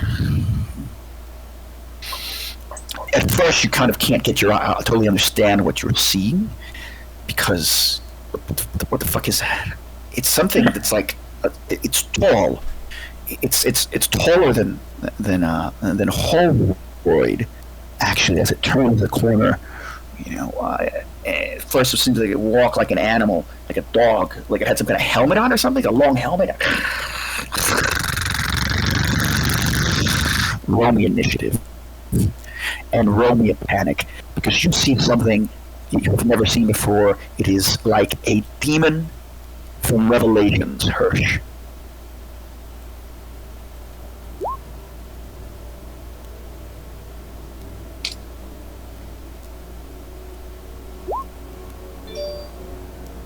Me too, Kai? Or can I see it? Or am I in the other room? So I haven't seen it yet. Oh yeah, you already you didn't see it because you're hiding, so you don't see it. Just anyone who's in the hallway who didn't run away, right? Anyone who's kind of in this general area, you got to roll me panic checks. So that's basically everyone except Sigg's. Everyone except Singleton, because Singleton, you ran away, so you're somewhere here in block 1. Okay. So yeah, if you have a panic of 9, Hirsch.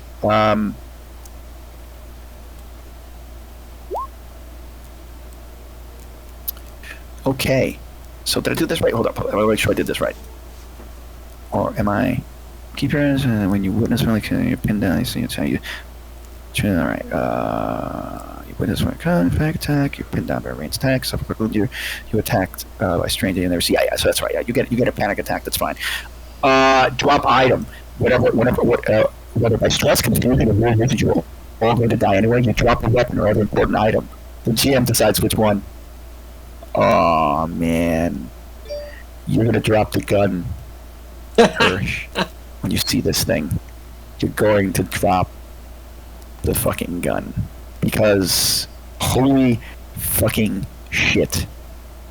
Yeah, you drop the gun, and then McWhirr, you scream. You scream your lungs out for one entire round, losing your next slow action. Your stress level is decreased by 1. And everyone in the character who hears your scream must make an immediate panic roll. You all gotta roll panic rolls again. Yeah. I would have. That's everyone. Sorry. Because you can hear McWhirr screaming at the fucking top of her lungs. This, even though I'm not, it's still pretty bad. Even though I'm not punishing you by adding extra stress, unnecessary stress. Wow, scream! Hirsch, you scream. Singleton, you freeze. You scream. Your stress level is reduced by 1. But everyone else, this is like a terrible cascade. This is like a terrible, horrible Magic the Gathering hand. Freeze. Who's freezing? That's Singleton. You freeze, frozen by fear or stress for 1 round, using your next slow action. Your stress level and the stress level of all friendly PCs in range increase by 1. So guess what? Because so everyone gets another stress because no, because she's not around you. Short range. Ooh, technically speaking, you're short range. Yeah, this sucks, everyone. You're gonna get another stress. But Kai, Kai, if I may. Yeah. I mean, Yes, did I get something wrong? No. I mean, I'm sort of just throwing this out there, and Yes. feel free to disagree. But I would say that No, it's okay. fear is only freezing is only stressful if they can see you because they know that you saw something but you didn't. So if I'm in the other You're room, right. They can't see you. I feel that is perfectly fine. I'm just gonna say that you say if he sees you short range, you can be right, and no one sees you. So I totally accept that. Right. I was kind of on the fence with that, but I agree. I think that seems a reasonable thing. But Anthony screamed, and so everyone who hears Anthony scream must make a panic roll. Right? Kai. We all do the panic roll for it. Yeah. Your feedback, Kai. Yeah.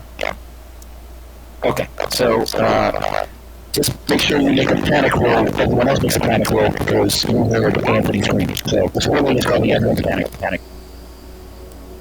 so I've again ducked under cover. I'm under a table somewhere in the other room.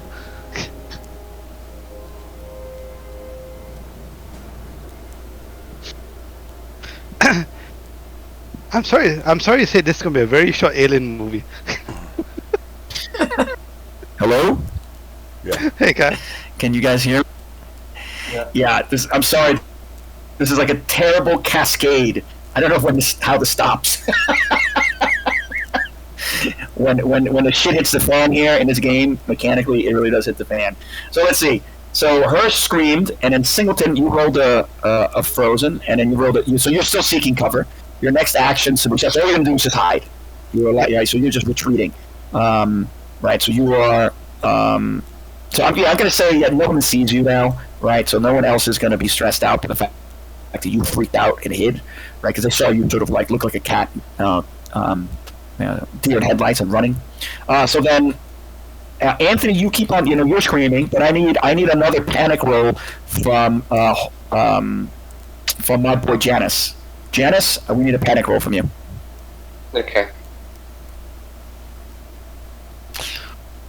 As this monstrosity comes around the corner, and you see something that you've never, ever seen before. I gotta take this one. Copy image. Okay, open tab.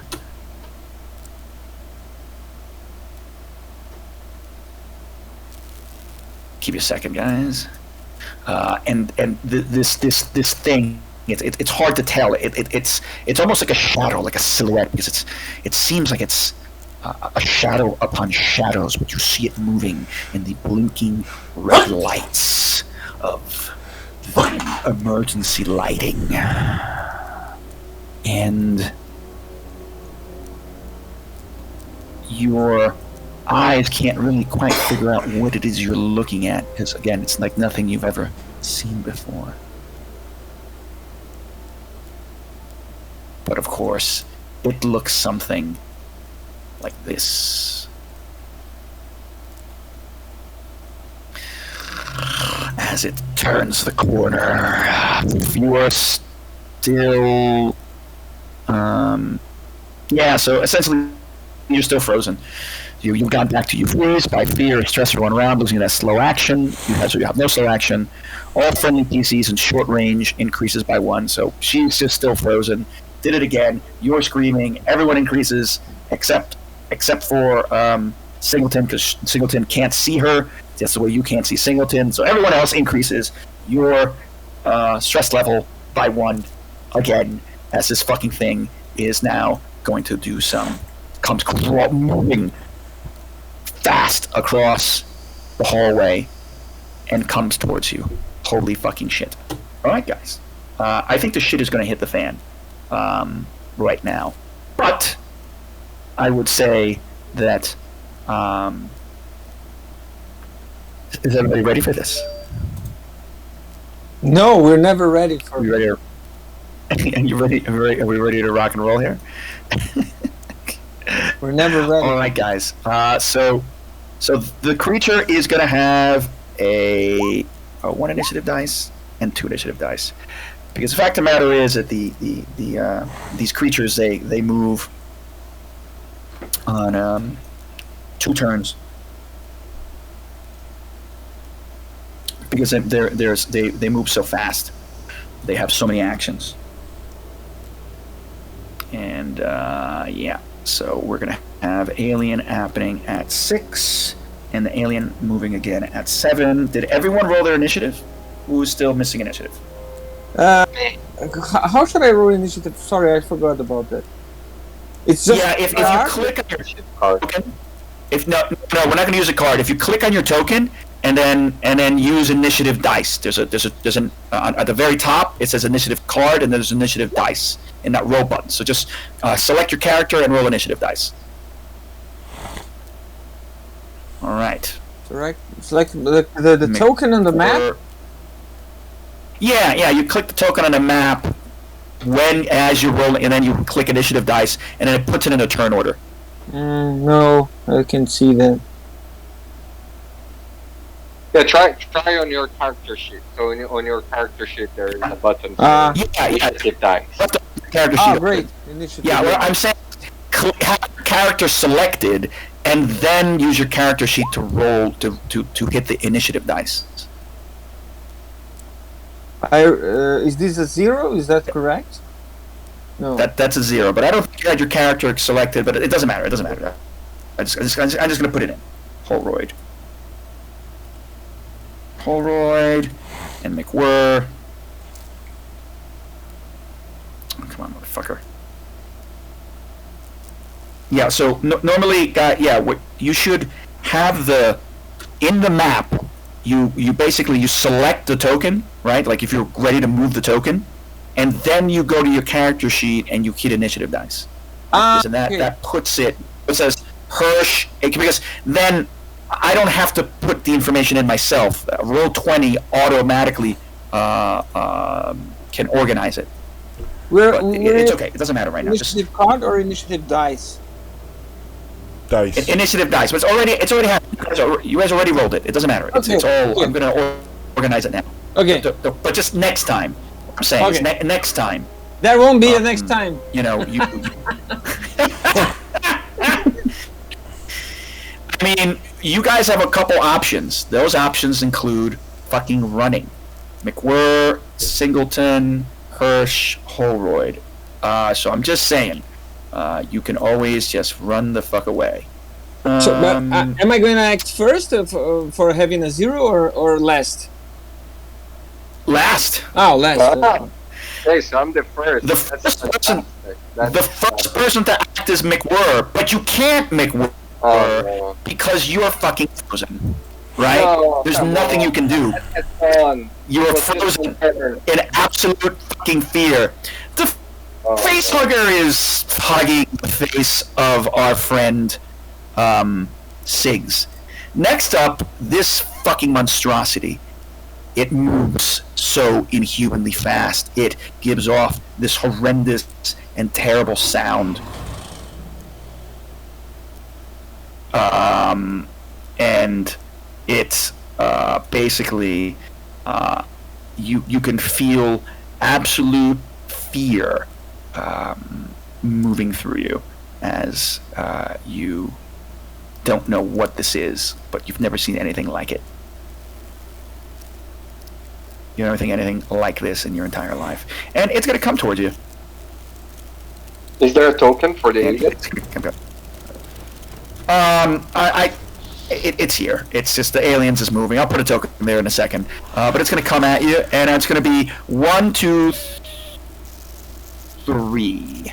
Which one of you is it going to be? 1, 2, 3 in the alien's absolute general sight. So I'm going to roll a 1d4, and we'll see what happens. All right. So, we got, I guess, from left to right on my screen, in front of me. Let's make sure. You're over here.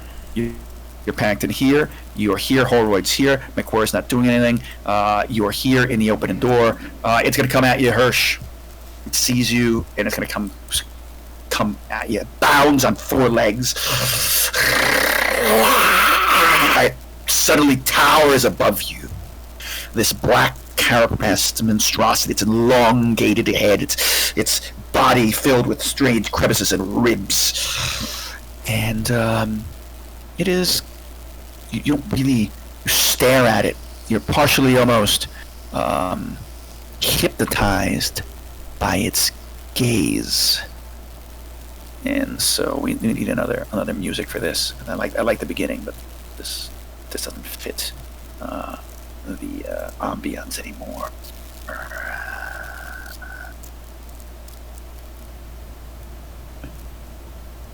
And I am going to roll a 1d6, and that 1d6 is going to tell us what exactly is going to happen to you.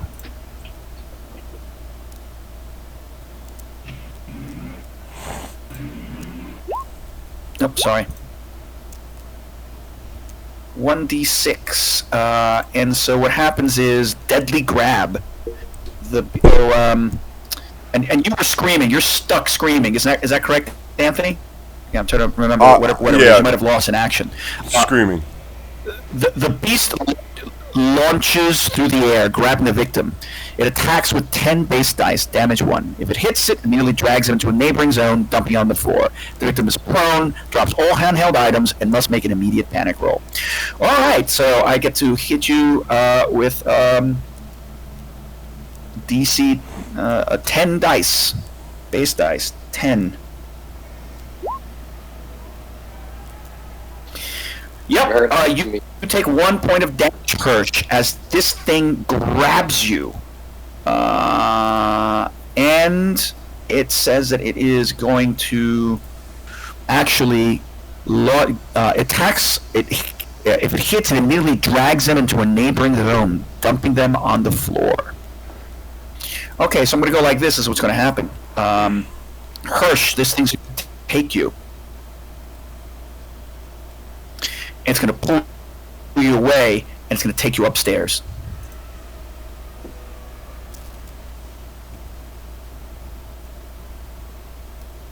I think I should have pulled you. Anthony, were you able to get to level 2?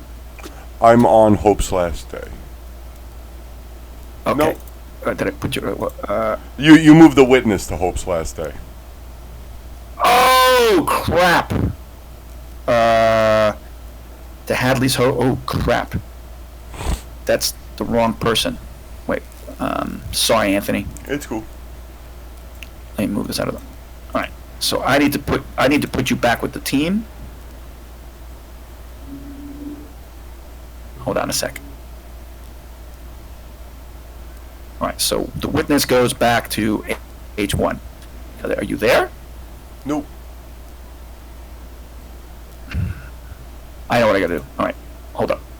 You gotta grab Sorry, the guys. invisible witness off of the right map. Yeah. Shit.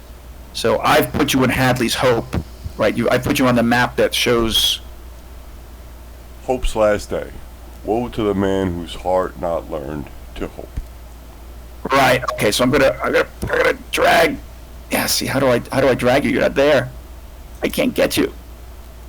I'm probably close to the right. The right somewhere. Okay. I need to drag you off of there. How about now? What if I put you here? Has a witness returned? The witness is in the first block. Fuck. Yeah. And I'm on the second Okay, block. good. Yeah. So we're cool. And you're No. It's I'm weird. on the first block still too. Okay, so let me do this again. Hirsch, let's see if I can get this to work properly. How about now? Yeah, I'm on the Second block? Yeah. Where should I be? Sweet. Okay, so that took a little while. You are immediately on right here. Okay. Right there. Yeah. Holy shit. Yeah, okay. And so the creature is gonna do something else. Like, you guys all screamed, oh my god. The creature has taken Hirsch, it's dragged him away, and it just went down the hallway. Moved so fast, you just have no idea. And so, Hirsch, you're on the floor, you're prone, you've dropped all your handheld, or any other weapons you had, which you already dropped as a gun. I need you to make a panic roll, if you didn't do so already. No, I did. A 12. Yeah, things are looking difficult, everyone. Scream! You for one round, losing your next slow action. Ah! Ah! Ah! Ah! So you only have a fast action. And hypnotizing gaze, xenomorph, eyeless as it may seem, stares deeply into the soul of your victim. You're mesmerized with the dread beauty of such a beast. You stand in awe of what the devil has created, because you know that this is a creature from the very pits of hell. You get a +1 stress level, and you must make another panic roll.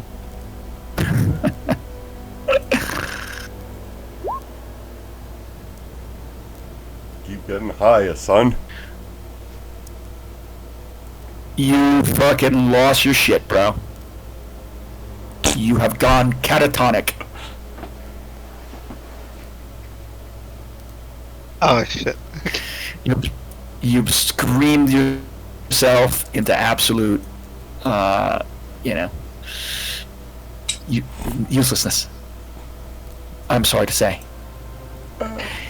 Oh, yes. Back to the rest of the party. Oh yeah, the turn order. Here it is. Yeah, Singleton. I believe that you're sort of like, the only thing you can do is hide. Is this correct? Because I can do a quick, yeah. Yeah, that's right. A quick action. Yeah, so you can do. That's correct. Yeah, so I'm basically seeking cover, but what I'm just hearing is a lot of screaming in the other room. Obviously a ruckus, probably as Hirsch got dragged away, but I don't have the balls to go and take a look for a statement. Yeah, I'm just ducking under, trying to find a place where I can crawl into. If I can see a locker, that's what I'm going to go for. If not, I'm going to get under a table. That's all I'm doing. All right. Yeah, you are seeking cover. So, Hirsch, I'm sorry, you are unable to act. Holroyd, what are you gonna do? This shit has really hit the fan, Holroyd. You have seen, it's the thing. It's mature. What are you gonna do? So there's no way to go after the alien, right? And try to save Hirsch? Of course you can. You just have to make some actions. The creature moved very quickly, and it moved into an adjacent zone. it moved to a different area. So, technically speaking, you can use a move action to get yourself into a zone, right? You could try and, I'm going to say, you could try and get yourself, you know where it ran. You have a feeling that it ran up the stairs. And so you can go try and, you can try look over it, yeah? Because... what I want to do is to grab the gun on the ground. Is this a fast action? Yes. So I'm going to spend my fast action, and then I'll have to spend my slow action just to move to go after the creature, right? Yes, because if you think about your actions, right, you guys have a pick up an object. That's a fast action. But you also have a fast action of running, right? So you can run to essentially you can run to the ladder. Can I interject? Can I interject? Sure. Yeah, so I'm going to say, hold your horses, Harold. Let's not chase this creature. Let's. Are you screaming? I think you're stuck screaming, weren't you? Yeah, I don't know. Sorry, I don't know. Yeah. See, the thing is because of what you rolled, which I believe was an 11. Right? No. Oh, you were frozen. You're frozen by fear, stress for 1 round, losing your next slow action. Yeah. You were screaming, and then you got an 11. So every time you roll a different panic roll, it changes what you're doing. Yeah. So sorry. So you can say that. Yeah. You can. Say that. Okay. So yeah, I said that. So I listen to McQuarrie. I listen to what Janice is saying while I pick the gun on the ground. But then I turn half with my half of my body backwards and look at my colleagues Janice and Singleton and say to them, "Go up the ladder to the med lab now." And I just run after the creature down the corridor. In the other room. Okay. That's madness. Don't do that. Don't do that. You're going to kill yourself.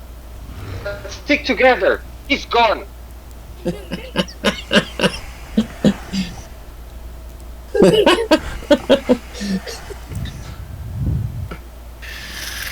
All right, hold on. And you can get yourself up there, and when you get there, you can see this thing's tail and silhouette as it's just taken what do you call it, Hirsch, and like thrown him on the top level, but the creature's like still literally climbing the ladder. It's still on the ladder, right? It just picked him up and threw him upstairs, right? So it's right there above you. So, yeah. But is Hirsch? Can I tell if Hirsch is still alive? You can't see Hirsch anymore, but you just see the creature taking up the entirety of the ladder. Okay, so Kai, let me ask you: is there a way for me to conclude that it is pointless to fight this creature, or do I think I have a chance against it, and do I think I have a chance to save my Hirsch? Well, I mean, your programming is what it is. I mean, this thing is dangerous. You do have a weapon.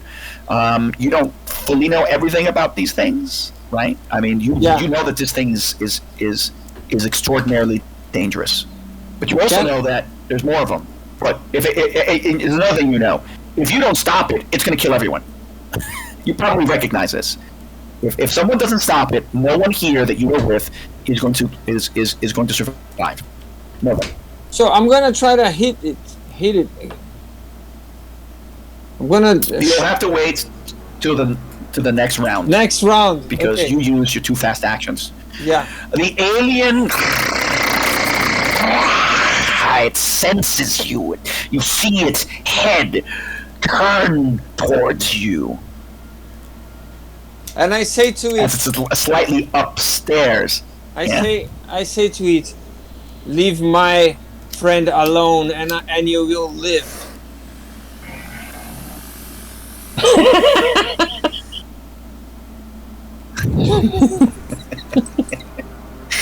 And make an you intimidation hear that in roll. response. As,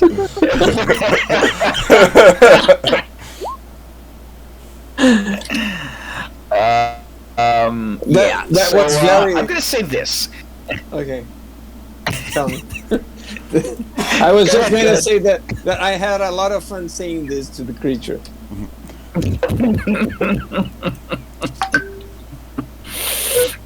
And so it has to take a fast action, and it's going to move towards you. It's going to leap down the ladder, and lands in front of you. And then it's going to take its attack action, and it's a 2. And so that means playing its prey. The Xeno attacks, but not to kill. The target is knocked to the ground and drops all handheld items, but otherwise takes no damage. The Xeno stands over them, pointing its prey to run. The cane can go on. Well, your feedback. Okay. I think your feedback is a little bit bad, but I think I understand you. What did it do? It went after me, right? Is that right? Yeah, can you hear me? It knocks you. It jumps down. It knocks you to the ground, and it's standing over you. But it's not hurting you.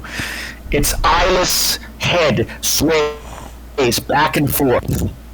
Its tail flickering behind it. You can see its reticulated tail and an extraordinarily sort of sharp spike at the end. It's on all. It kind of gets down on all fours, puts its face right against yours. Its mouth opens. Its liquid starts pouring out all over your face from it. This kind of strange, clear liquid, and you can see its draws its mouth back, and there's another mouth inside. It kind of comes out a little bit. So it's okay. So I tell it. I shout to my colleagues, "Run! Run!" Singleton, what are you gonna do? I heed the advice. If I can, I presume I am. So I'm gonna run. I'm gonna run to the door, right? So that's the fast action. Get into the doorway. Do I see McWeir standing there? Yeah, McWeir's like half frozen. She's yelling, and you know there's an egress over here. Just to let you know, there's an egress this side, right? There's a ladder over here. Yeah. So Yeah, if I you wanna want to get out of this area. There's only 2 in this area. Towards the where the creature is, and up this ladder. Yeah, I want to grab Singleton and slap her across the face and go. Sorry, McWeir, and go, run, come, and I'm gonna try and drag her if I can. My intention is to drag her up to the egress. Okay, so that is a fast action of running, which will allow you to move to another zone.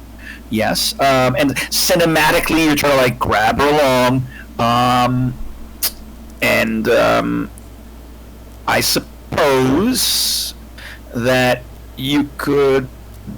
I'm okay if it's a fast action to get to her and a slow action to slap her into consciousness. I'm happy to take that. So. Yeah. I think yeah. So let's use that. Let's just cinematically say that's what you get, and you get her moving towards the stairs is right here. That stairs with the ladder. What do you call it? Ladder, right? So you kind of shove her. I say that it's a shove action. It's a push action, but it's a shove action that isn't necessarily blocked by anyone, right? So you basically did 2 fast actions. You ran, and then you shoved her. And I'm not gonna roll me a mobility check just to see if you accidentally roll a face hugger. I'll do it like that. Which one do I need to roll? mobility. An ability, which is Mobility. mobility. Mobility. Which is on the left-hand side between range and piloting.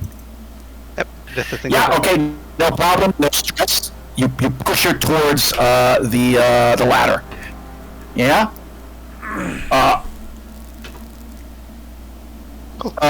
Did I skip? Oh no, that was Singleton. The alien wins. Hirsch. I'm sorry. You are still. I believe you just stuck in your catatonic. I don't know if there's anything I'm supposed to be able to. I don't think you can do anything, unfortunately. It's fine. Once you go catatonic. Yeah. You collapse. Someone confirm. You collapse on the floor. You can't talk or move, staring blankly into oblivion. Oh no. You know what? I think some effects on a panic table immediately last one round. I think that maybe lasted one round.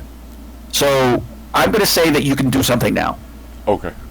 You could hear the creature. No, you do this. You were catatonic for the moment. It doesn't say that it lasts longer than a round.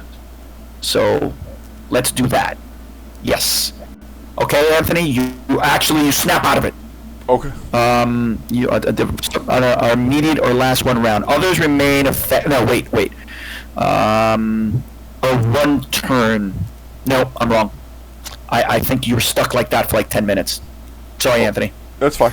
Unless someone slaps you awake. Yeah? Right? Yep. So someone can come to you and stop a panic. Right? Another character comes to your aid and makes a command roll. This counts as a slow action in combat. Just to let you all know. Okay, Holroyd. This thing hasn't attacked you, but it's literally over you. It's facing your face. What are you gonna do? I'm gonna drop your gun. I'm gonna shoot it in the mouth. You dropped your gun when it knocked you down. You have to go grab your gun. It's gonna take you a fast action to try and get it. I'm gonna do it. You dropped it. I'm gonna do it. Okay. So you're gonna need to take a fast action to try and pick up the item. As you're struggling backwards, it's just not doing anything. It's letting you move as you try and grab the gun, and then you're gonna have to try and take a firearm attack, ranged combat. Okay, I'm gonna shoot it. Did you put the weapon in your character sheet? Do you have it? Ah, the weapon. No, let me put it. Yeah, you should. So you should be using that particular weapon. You should put it in your character sheet, right? Because it has specific attributes. And so in the pistol, it's the M. It's this one that I'm showing to everyone, right? It's got a +2 bonus on your attack. It does 1 damage. So do your ranged attack action, right? And then add +2 bonus to it. Okay, just put 2 when it asks you for a modifier. Okay. Can I shoot it then? Yes. I'm just saying, use your click ranged attack. Yeah. And then don't put just put 2. Don't put the plus. Just put 2 when it asks you. Just 2. Okay. Yeah. Just 2. Submit. Yes. Okay. Ah, fuck. Okay. You get a success. All right. You do 1 damage. You shoot at this monstrosity.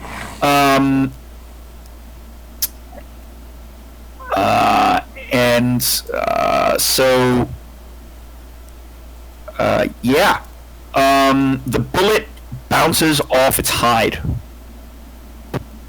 Oh yeah. It rings through the hallway. You put the gun right basically as it's moving around, and you try and grab it, and you're not really able to put it in its mouth. You just shoot at the top of its head, at the carapace, boom, and you can hear the bullet ricocheting down the hallway. Wow, the creature is bulletproof. The creature has a lot of armor. So I say armor. Okay, what can I do? Nothing. That's my action. I did it.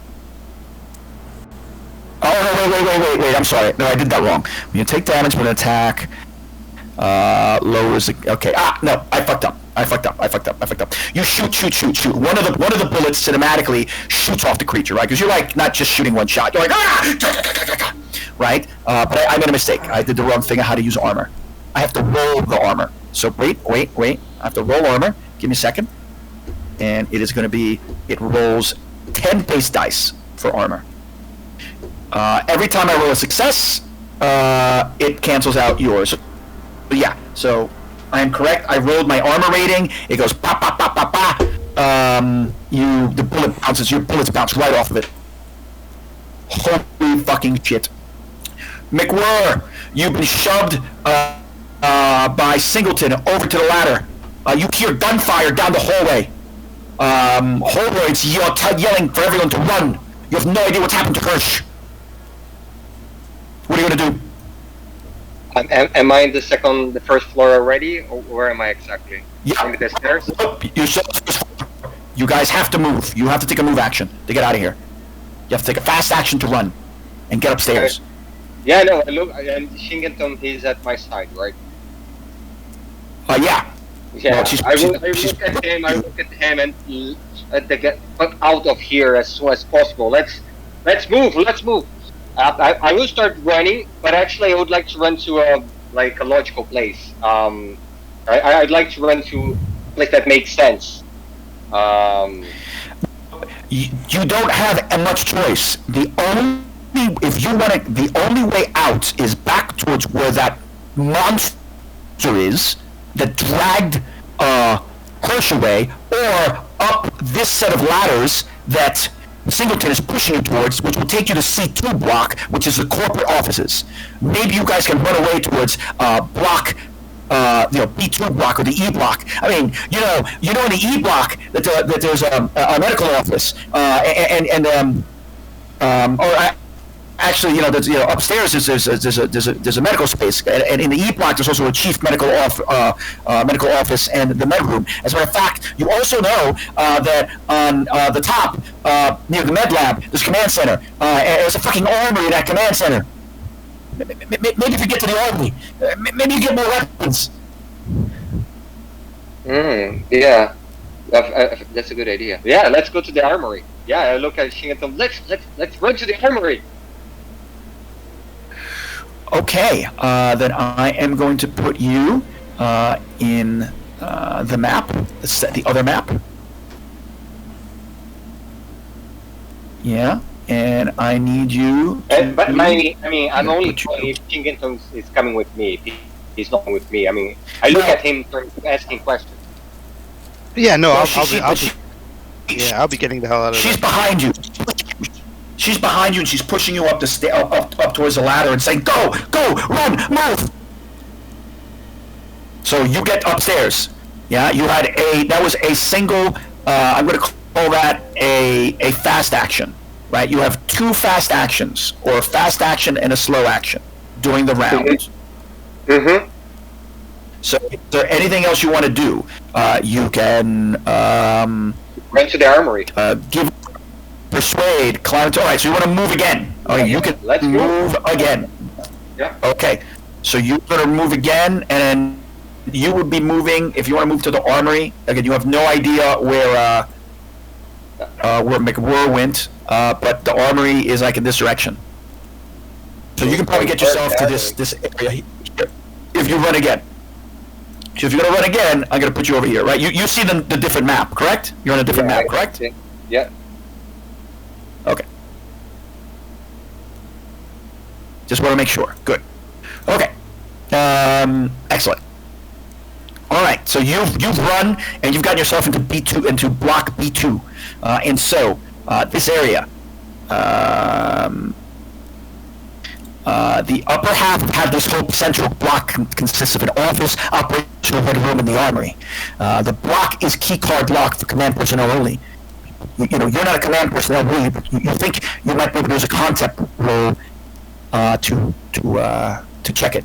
The armory is in the ready room in the southwest corner, right? And so you sort of know that only admin and security normally have keys. Yeah. So that's basically the B2, this command, this command center area that you're at. Yeah. And so here is there's an armory here. Yeah. Right there. You know there's an armory there. Yeah. Okay. Yeah. Okay. And so you also know. Just to let you know what you can find here. This is a terminal. This is another ladder. Okay. There's an armory over here, and this over here is a. The other symbol there means that you've got a intercom there, right? There's an intercom that you can use there. Okay. Yeah. Okay. Yep. But is it Intercom symbol. open? The doors. Okay. What about the doors? They're open or they're closed? They're locked. Oh, they're all locked. They're locked. Like I said, the problem is that you can probably get into the office and the operational ready room. But actually, no. The block is keycard locked for command personnel only. Actually, so that's a fucking problem. You lying. Actually, you can't even get in there. You run towards there, but you're fucking stuck. You can't actually get through this door. Yeah, you're stuck at this door. Okay. You can't get through that door. You're gonna have to. Can I shoot? You don't have a gun. What are you gonna do? Oh, you could try and use the bolt. You have a bolt gun on you, essentially. But really, what you're gonna need to do is you're gonna need to do a comm check.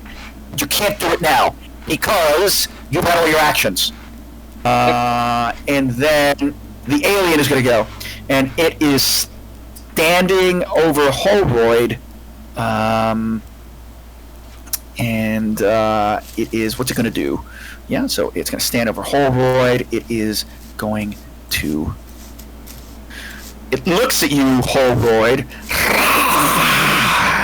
and it's almost like it's sniffing you somehow, right? Even if you've shot, as you've shot at it. And it moves away from you. It'll move away from me. Okay. I think it's gonna. Well, you shot at it, so it's probably gonna do two things. Now, it might not just move away from you. So I'm gonna do this. It's gonna do two things to you. I'm lying. It is gonna move away because it's slightly not interested in you, but not completely because you shot at it, so you've pissed it off. What's it gonna do? Yeah. Okay. Well, that's a 2, and so.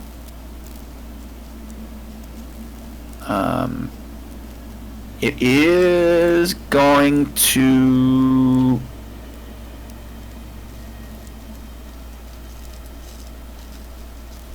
Yeah, it does it again. It gets you and it picks you up, right? It grabs you and it's so powerful, right? It's so powerful. It just grabs you, and it picks you up off the ground and it throws you again. I forgot to have it. Yeah, and then it just runs down the hallway away from you. You don't actually. It doesn't actually get hurt. It just it just stands over you, looks at you, takes its mouth part, comes out, and just throws you, knocks you out of the way. You drop the gun again, and it runs off. Okay, so down the hallway. That's what it does to you.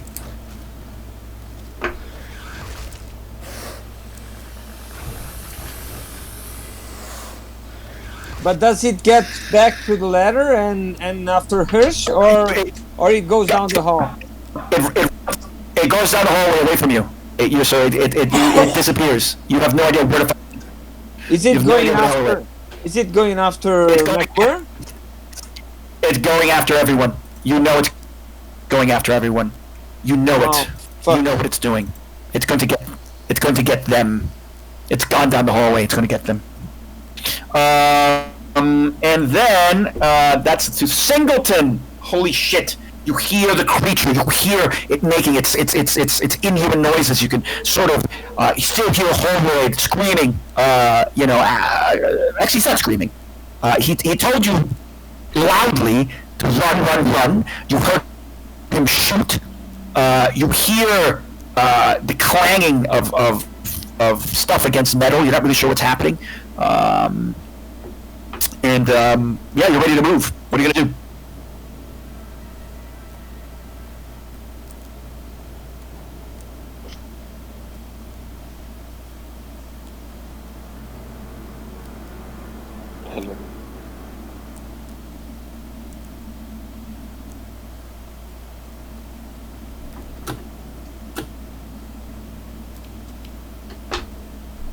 Can you hear me?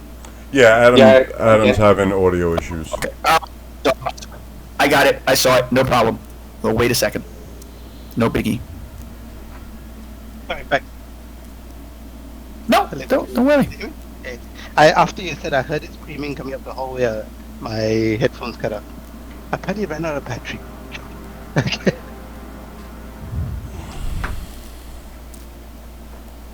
Alright, so... And yeah, so the creature. Mhm. No, the creature you see it. It's barreling down towards you. It's down here in the hallway. It's almost on you. We're up the It's ladder. running on all fours.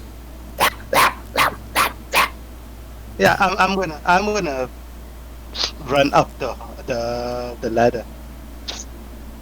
I'm just hightailing it.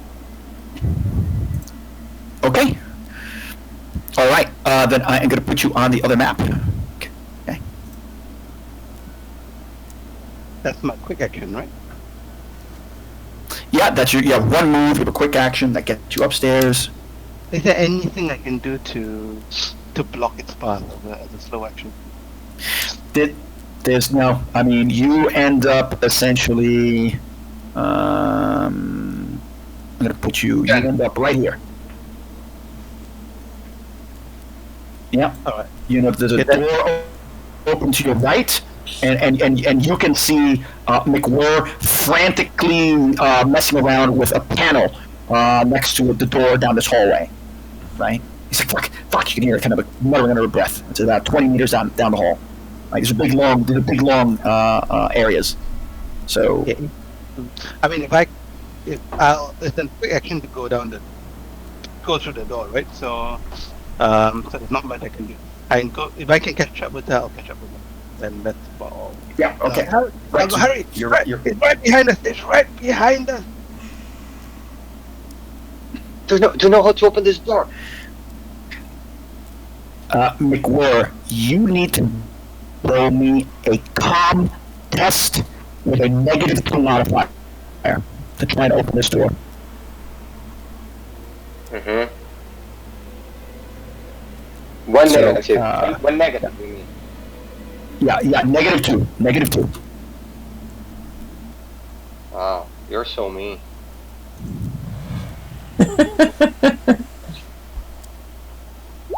Did they roll it?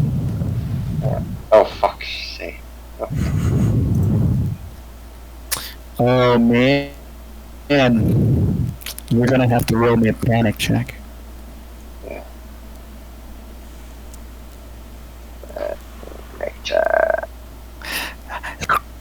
You could hear the creature, its inhuman scream echoing down the hallway. Okay. Oh, it's a 14. Oh, what does that mean? You must immediately attack the nearest person or creature, friendly or not. You won't stop until you or the target is broken. Every friendly character who witness your rampage must make an immediate panic attack. Uh-oh, guys. You lose your shit, McWhirr. You just lose your shit. Shut the fuck up! I'm doing the best I can! I'm doing the best I can! Which means that you, personally, your next couple of rounds are going to be involved in beating the shit out of a singleton. Because you've lost your mind from the stress. You did take a slow action. Actually, was that a slow action? Give orders, persuade, climb a spacesuit, start engine. No, I would say that was a fast action. You trying to open the comms. That means you have a slow action left. A close combat attack, which you have to roll because you got berserk, so you're going to beat shit out of singleton. So please roll me a combat check. Close combat attack. Test. Which modifier? None. No modifier. Yeah. This is you're right next to each other, and you are just trying to beat the hell out of. No, that's something wrong. That's something wrong. What does that mean? I don't know. That means that you again roll a panic check after you've tried to beat the shit out of Singleton because you lost your crap. And every time you get a new panic, it means you actually it changes whatever it is. Okay.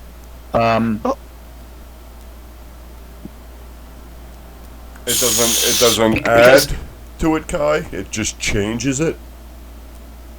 Yeah, I believe this is the way that it changes because it's more panic. If you're suffering from a panic effect and are forced to make another panic roll, the new panic effect replaces the previous one.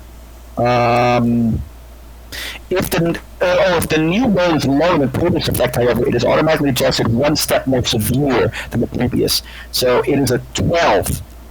So instead of seeking cover, actually, you try to hit Singleton because you freaked out. And then you hear the creature, and you look around, and you just start screaming. So you scream your lungs out for one round using your next slow action. Your stress level is decreased by 1. Decrease your stress level, McWhirr. But Singleton, you have to increase your stress level by 2. 1, because she's screaming, and 2, because you were attacked by one of your own team members. Kai, is an 11 seek cover? No, but what I just realized is, like, when you roll a panic attack, if you roll, every time you roll a panic attack, the new, like, more panic, the next effect takes over, right? So you can keep on rolling panic, and you get a new effect and a new effect. All right. But if the roll is lower than the previous effect, it is automatically adjusted one step more severe. So instead of 11, okay. All right. it's Sorry, I didn't hear that. He gets to 12. That's fine. Okay. Yeah, it's That's fine. cool. So I'm also just learning that now. So I roll 2 panics and my stress goes up by 1, right? No, you don't roll panics. You just get 2. If I read that correctly, I think you just get more stress. Right? No, it says every friendly creature. No. I'm sorry. You're right. It's a scream. Yeah, you get 1 when you get 1 stress because you were attacked, and then you must make an immediate panic roll. Yeah, I'm sorry. You are correct, Adam. You have to make an immediate panic roll. Okay, so this is for the rampage, which is a 12. I scream. And then this is for the next one, which is a 10. So it becomes an 11, is it? Which is so you're back to so you're cover. screaming, and then you got to seek cover somewhere. But there's nowhere to seek cover because it's a hallway. So you must use your next action to move away from danger. Who's your danger? Who's more dangerous, the creature or McWhirr, who just tried to fucking kill you? I think I'll be with bare hands. Yeah. I guess I'll be running away from McWhirr at this point. But anyway. And she's grabbing her weapon. She doesn't have a weapon. She has just a fucking bolt gun, right? And that stuff is meant to sear bolts straight through sheet metal. So if she hits you with that, she can kill you with that. You are allowed to make a retreat roll, so you must make a retreat roll, which means that you must make a mobility roll. Sorry, what roll is that? This is essentially a disengage. A mobility roll. Mobility. This is like a disengage check. So you have to make a mobility roll. I get the hell out of it. Damn. Yeah, you just kick her. You kick her, right, in the shin, and you push her away as she's trying to grab she's fumbling to grab the bolt gun, and you just fucking run. So you're gonna run a short distance. So that short distance is actually gonna be you're gonna be able to get to the other side, right, over here. You're gonna be able to get to this side over here. So I'm gonna move you. Your short distance is basically here, like a zone away. Yeah. And then your stress level is decreased by 1. Okay, so I'm back. I think. I screamed, it went down by 1, hiding. and then I went down another 1 more. Okay, cool. So I'm back to 5. Yes. Kai. Yeah. So. And so, but McWhirr, you're sorry. Just before I forget, McWhirr, because they're seeking cover. Well, she's not friendly right now, so it doesn't matter. Yeah, so you're fine. Anthony, go ahead. So, Singleton screamed in, McWhirr originally screamed in Singleton's face, right? Singleton made a check, and then Singleton then screamed back at McWhirr's face. Does McWhirr have to make a check? because McWhorter... I think, yes. Yeah. McWhorter does have to make a check. Because it says every friendly character. And so I'm like, I wasn't sure. I mean, it is technically friendly. They've been attacking each other, but she probably should make a panic check. Yeah. Okay. Here we go. Okay. It's a 9. 9 is cool. So, because of that, now that gets moved up by 1 level because it's lower than your previous panic roll, and so you're frozen by fear or stress. Your stress level, oh my god, increases by 1. So I'm gonna say your stress level increases by 2. 1 for freezing, and then 1 because just 1. You get another level of stress from the freezing. Yep. And the scream, you already rolled your panic attack, your panic roll. Wow. Yeah, so High stress. Low at So this game is pretty crazy. And it was actually worse last time because I was making the mistake of saying that every time you rolled a yellow dice with a face hugger, you had to add that many levels of panic to your character. So it was really getting very, very crazy very quickly last game when I realized it's a mistake. And thank goodness, because you would be fucking dead right now if I kept on doing that. Yeah, holy shit. So you're hiding over here. And the problem is, you've retreated. You've taken the retreat action. The only thing that you can do. Let me make sure I understood this right. When I look at that, stress and panic, seek cover. You must use your it was McWhorter. Oh, why Singleton's not here? Singleton, what was your original turn order value? Singleton? Did you lose me? I think it was a 5. I think it was a 5. Holy shit. Yeah, Singleton. I'm rolling up, let me check. I think it was a 5. Yep, it was a 5. Yeah. Okay, so Singleton, I want to say something. You didn't actually move yet, because technically it says when you see cover, you must use your next action. Okay. So even though that was all happening, you're all screaming and fighting at each other, you haven't been able to move yet. You're just like fighting in the hallway. Does that make sense? So I misread that. I think when it's your turn, you can do all this. Perfectly fine. Yeah. All good. Yes. You hear it down the hallway.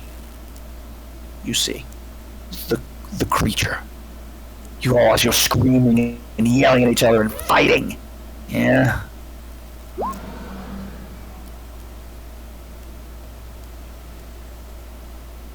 And it pushes the door open. With its head as it's on all fours. And it runs towards you. Both of you. It gets into engaged range with you. And it's going to try and munch on you.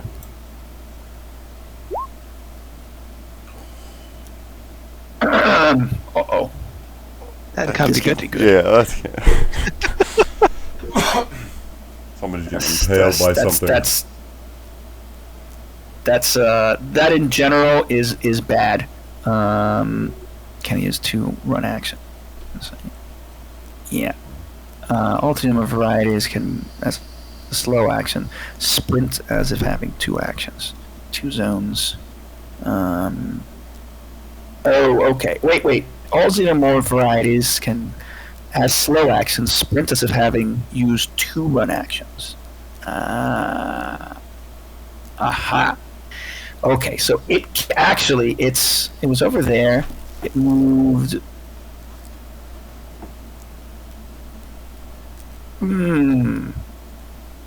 So I actually think it doesn't hit you. I think it had to make its move. It had to use its slow action to move from where it was. From remember, reading these rules right. I want to make sure that I'm being fair. So I think it had to go from its current position where it was, move to the zone where you're in, and then move into engaged. So it's used that, and so it's going to use a fast action. What kind of fast action is it going to take? So it's not going to kill you yet. But when it does attack, it's going to be that 6. Whatever that is, when it comes to it, if it can, I'm going to keep that 6. And so what it does is that it is going to. It can't really do things. You know what? It had to do that.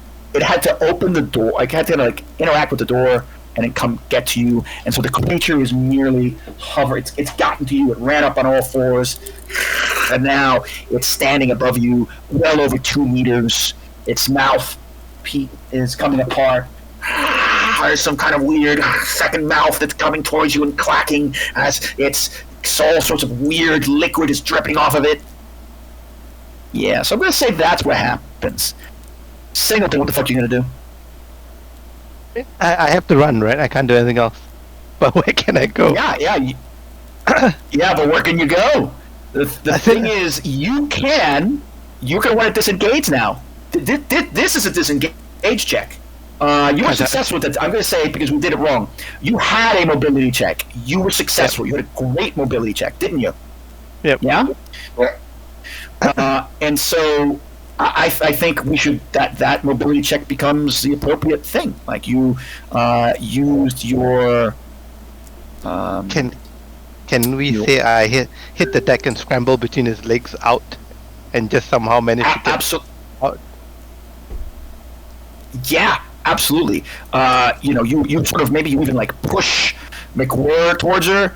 It's and you decide that you gotta get the fuck out of here. So you can move short range with them. If you fail, so I'm gonna say yeah. So you're able to somehow run past them, and you get to where you said they were gonna be. There, yeah. Okay. Cinematically, can I do this? Short range. Yeah, cinematically. Yeah, I mean the hallways are big. Don't get me wrong. The hallways are 15 feet across. They're 5 meters wide. Yeah, so they're 3-4 meters wide. So yeah, you kind of and you run as it's coming towards you, and it might try and get you, but you've run a short distance. So you've run like here. Okay. I'm not gonna say you ran all the way down the hallway. So a short distance is about 15 meters. Yeah, so you're probably like near the end of the hallway over here. So not visually, out, right? You didn't. Yeah. So visually, the way I kind of see it is that McWhirr is attacking me, right? So I presume that we are. Yeah, she was. Yeah. Then it comes up behind me. We fall over, and I just kick her off, and I crawl on all fours as far as I can, which is not very far. But basically, I'm just leaving McWhirr in the dust, and that's kind of distracting, but hopefully distracted the alien enough for me to get a little bit away from it. Yes, that's fine.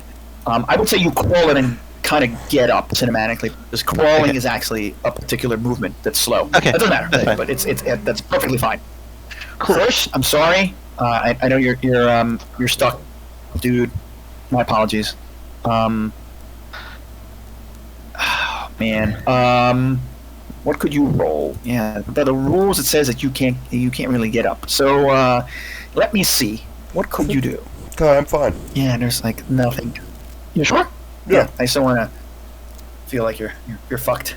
Holroyd. It's a game of chance. That's what happened. What am I gonna do? I can't complain about it. It's the rules. Yeah. It's okay. Holroyd, you hear fucking screaming everywhere upstairs. Echoing down the corridors. Yeah. You can hear it. You can hear it actually coming from above you, right next to the ladder that you're next to. Yes.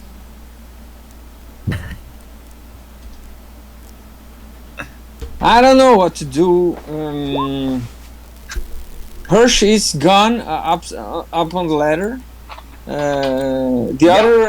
The others are being attacked right now, right? Or at great risk, and I am kind of alone, ignored by the alien. And I can't fight it. it became clear to me that I can't do much harm to it.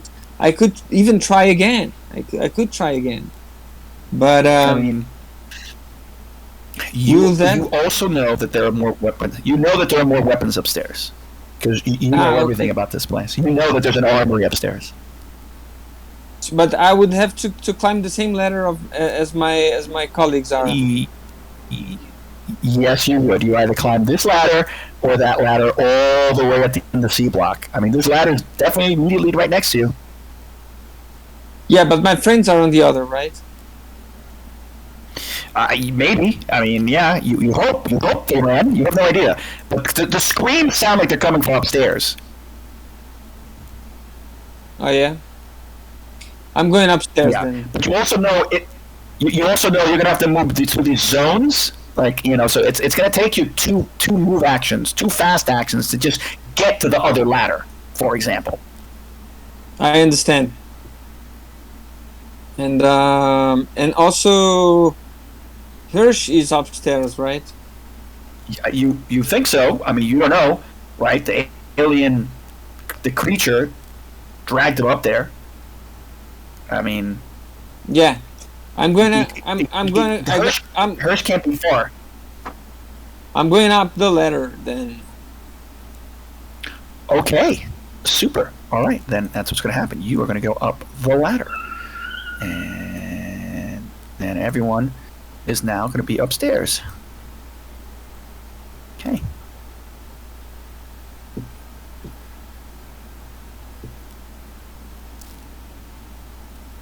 Everyone is now upstairs, and so you immediately get yourself, Holroyd, to the top of the ladder, and you see Hirsch. He's on the floor. He's breathing shallowly. His eyes are just staring up in the ceiling, toward the ceiling. He's drooling. Can I try to get him out of this horrible state? You can. You can try and snap him into, snap him out of this, and you would do that by making a command roll. Then you have a slow action, so you can use your command roll to try and get him to wake the fuck up. No, I don't think I'm gonna be successful in that. But you can still try. Nothing says you can't try and do it. I think maybe the best chances I have, or the group has, is that I grab him and carry him on my shoulders in the direction of the other guys. I mean, okay, yeah, you could. It's So I have a gun on my right hand or left, it doesn't matter. Yep. Yep. And I have on the other shoulder, on the opposite shoulder, my friend Hirsch, and I'm going down the corridor, but I guess my actions are gone for the round, right? Yeah, you moved, and then you can pick him up, and that's it. But there is no other noise. Can I hear the? Because if I'm hearing the noise of the creature on the far down the corridor, maybe I would run after it. I am, right? Uh-huh. Okay, so I'm going to run down the corridor. I'm not gonna take hers. Okay. At least kick him on the way. He might wake up. How far did I go? Okay, so then you are going to get, so I say that you go through that zone, and then you can get the short distance over here, so you get yourself to over here. Right? I'm going to say you get through there through C2 block.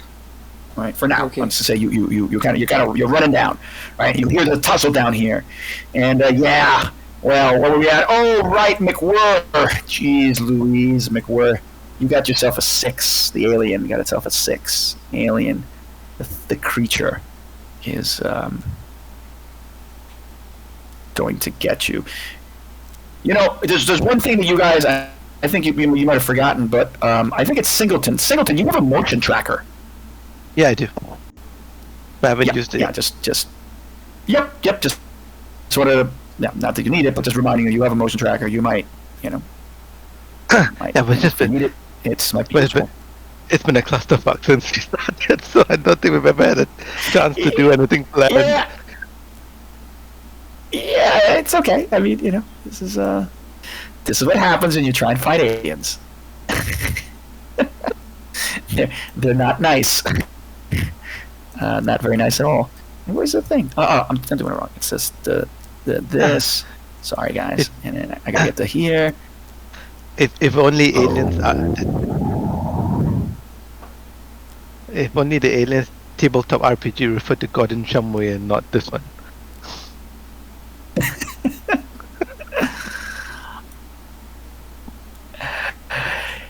Head bite. The xenomorph opens its outer jaws wide, and the bending inner jaws lean out, naturally in anticipation before snapping forward. The attack has a strength of 9 base dice downstream, causes any damage automatically inflicted critical injury 64. Oh boy. Uh-oh. I think we're gonna have a problem. Actually, no, I'm gonna re-roll that. I'm gonna re-roll it. I'm gonna see if you survive. Let's see. I'm gonna roll that D10, D9. This is gonna happen, McWhirr. McWhirr, you're in fucking trouble. You are in fucking trouble, McWhirr. Yeah, it's just a fan for you.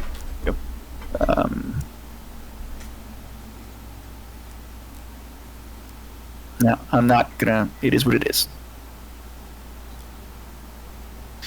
I'm gonna roll 9 base dice. If it hits you, McWhirr, I'm gonna give you something here. This attack is deadly. Very, very deadly. But I cinematically said that you have a weapon on your hand, don't you? Didn't I say that you've got your bolt gun, McWhirr? Yeah. So here's the thing. Technically speaking, you can take a... Can I take a hit on this? A fast action to draw your weapon, and you can do a block attack. You can use that weapon to try and block this creature's deadly attack, because otherwise this thing is probably definitely going to kill you. So you need to roll a close combat check. Okay. Any modifier? Nope. Sure. I'm not going to modify it. Two, You need to maybe. roll a close combat check. Yeah. Not really. Wow! Oh man! Push your roll. Yeah, you can push it. You can add 1 level of stress. Yes, and that's why you can roll it all over again. You're going to add a yellow dice. You're going to push that roll. Because this thing is going to try and bite through your face. And also, he might have a story point, no? Oh! Ah, fuck. That's good news. Yeah. I got a success, dude. Oh my gosh. This is a difficult game.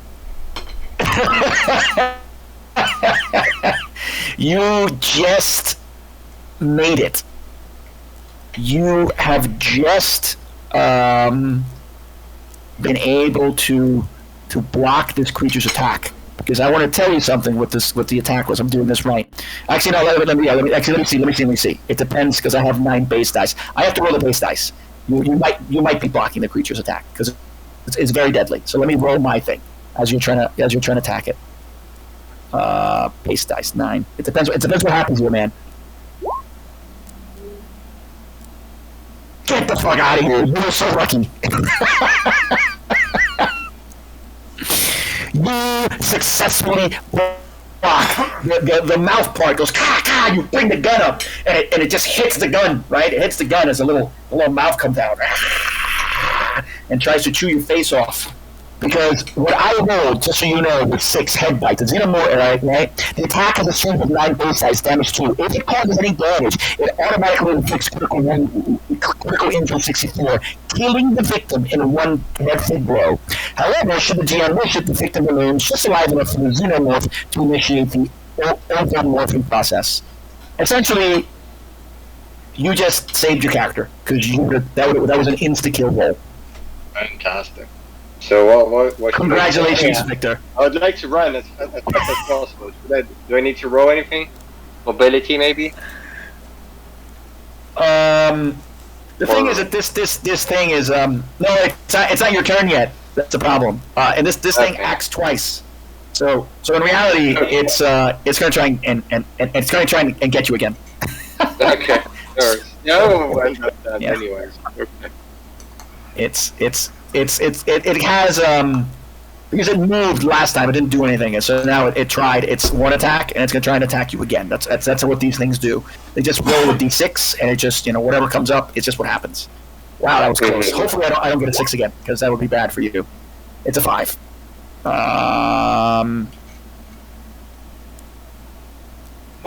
xenomorph attacks with his venomous tail with 10 base dice, damage 1. If the talk causes any damage, the xenomorph responds to only 1 point of damage inflicted, and the paralyzing venom takes effect. The victim must make a stamina roll. The number of successes rolled is the number of rounds it can stay up, and otherwise they will fall unconscious for 6 hours. The paralysis can be removed with a shot of adrenaline. A medical aid roll using a med kit. Oh, there was a med kit. Oh, Sigg had the med kit. Oh, it's downstairs in the offices with Sigg. Oh well. This game is tough, people. This game is tough. This ain't D&D. Oh, my man. I got you. Take 1 point of damage, so remove the red health points. So you're down to -1 health point, right? So remove. I think you only have 2 health points now or something. And then I need you to roll a stamina check.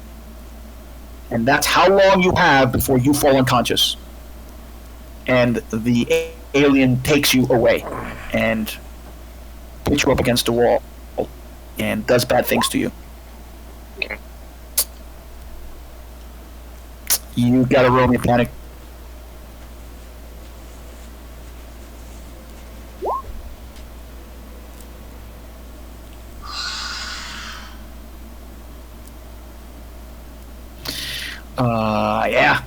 That is a 12, which means that you scream your lungs out for 1 round, using your next slow action. The stress level is decreased by 1, but every friendly character who hears you scream must make an immediate panic roll. I gotta roll a panic roll, right? Hear you scream. I definitely can. I think. Yeah, you can definitely hear the scream. Yeah, you definitely have to roll a panic roll. It is an 8. An 8 is less than your previous because you've been trying to hide this whole time. So you originally seek cover. So that becomes a 9. Drop item. Whether by stress, confusion, or realization that you're going to die anyway, you drop a weapon or other important item. Well, you don't have a weapon. Motion tracker, I guess. Singleton. Yeah, maybe you dropped a motion tracker. That seems to be an important item. Yeah. Yep. You drop the motion. You drop your motion tracker. Okay. Yep. I mean, you just you just drop it out of fear and increase your stress level by 1. Yeah. Done. Okay. All right, and then. Yep. How are everybody able to hear all these screams? I don't understand.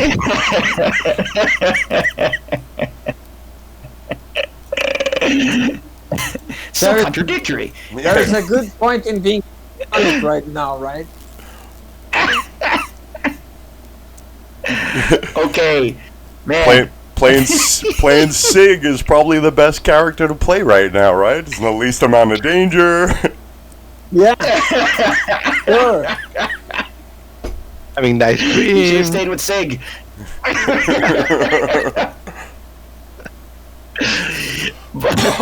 Singleton. Okay. Well, yeah, you were screaming, like we said. Actually, no, you stopped screaming. You stopped screaming, and you just dropped your An item. Your item. So Yep. technically, right? It's okay because that's it. Because the previous effect of this whatever was happening has changed, and so I think you have. My understanding is you now have your full action. You kind of Alright, like the stress effects keep shifting. Okay. I'm going to basically use both my actions and fast to just get out of there. So how far do I What direction get? are you gonna run? Down the corridor the other way. You run. You see Holboyd running towards you, and you get over here, and then you see Hirsch on the ground, covered, staring blankly at the ceiling. Yeah, I'm like I'm like panting. I'm trying, and for a moment I look at him and go, "Fucking Hirsch sleeping again."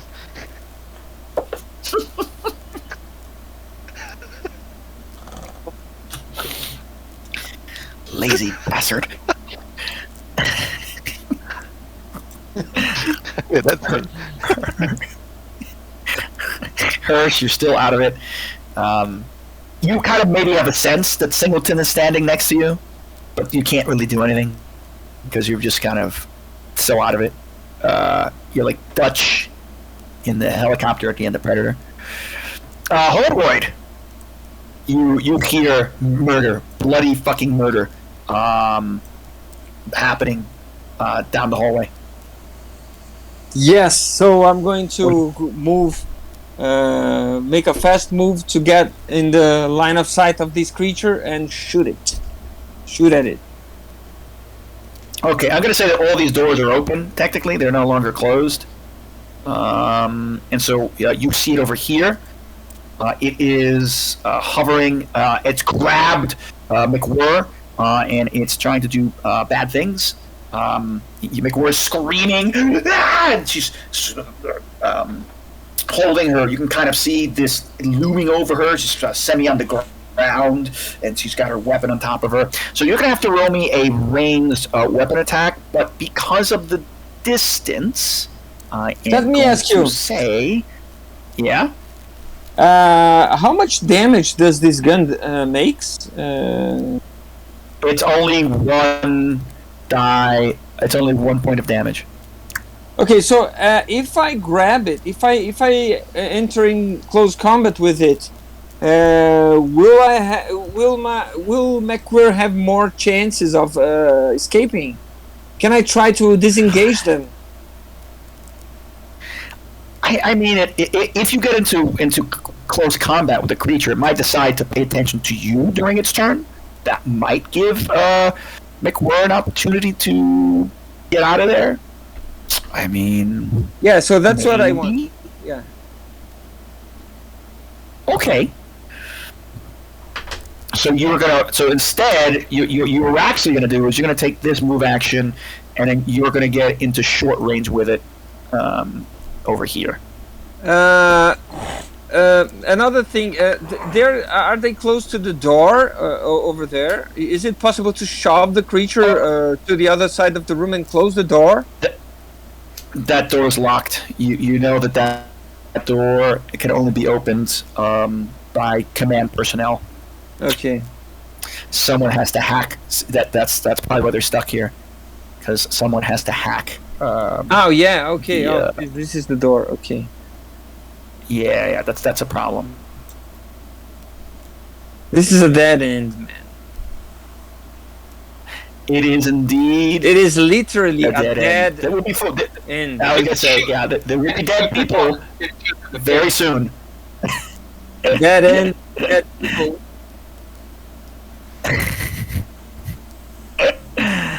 Yep. McWhirr.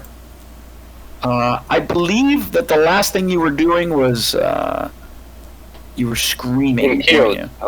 I was, yeah. Oh well, Oh well, no. You rolled a bunch of panic dice while you were McWhirr. You rolled a 12. Yeah, I was screaming. Right. Yeah. Yeah, and so that's just the stress and panic. The 12 was you scream your lungs out for 1 round using your next slow action. Your stress. Yeah, so yeah, now you don't have a slow action now. All you have is a fast action. But Okay. What can I do with the fast action? Well, will I be able to fight it? oh yeah, I'm sorry. No, because you have to use 2 fast actions just to get to it. Ah, okay. That's the thing. Okay. Yeah, because you're far away. So, remember, so if you look at the distances, Guy, they're very far. Yeah. Sorry. Can I try to shoot it then? Can I try? Or Oh. is it possible? Sorry. Yeah. Yes, if okay, that's fine. If we decided to change that, if you want to take a because my shot friends at the won't- creature instead, Yeah, my friends won't survive another round probably. So it doesn't make sense if I go running after it if I don't have time to reach the creature. yeah, you don't. Yeah, you're not gonna. So Okay, let that's me- fine. So you're gonna shoot, and so you're gonna shoot Yeah. a ranged weapon, except you have a penalty because you are at like 25 meters. Right, you're like 75 feet away. This is a big, long, metallic hallway. So technically, that's medium range. So, in fact, let me check your weapon. Right, your weapon is a 4 service pistol. It has a range of medium, so you are at the maximum range, I think, to actually shoot this thing. But that also means, because you're shooting range combat, tells me that you are going to have a -1 on your shot. Okay. Okay. So Try your feet back and- range attack, -1. So it has a +2, so I have a +1. Yeah, still right.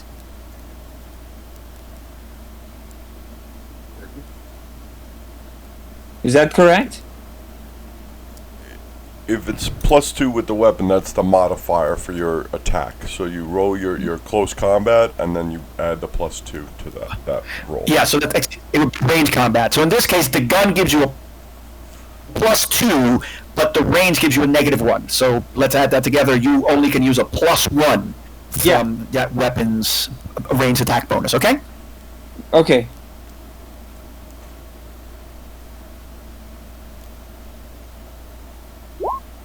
Ah, damn it. Just 1. Well, Oh, you did well. you get 1 6.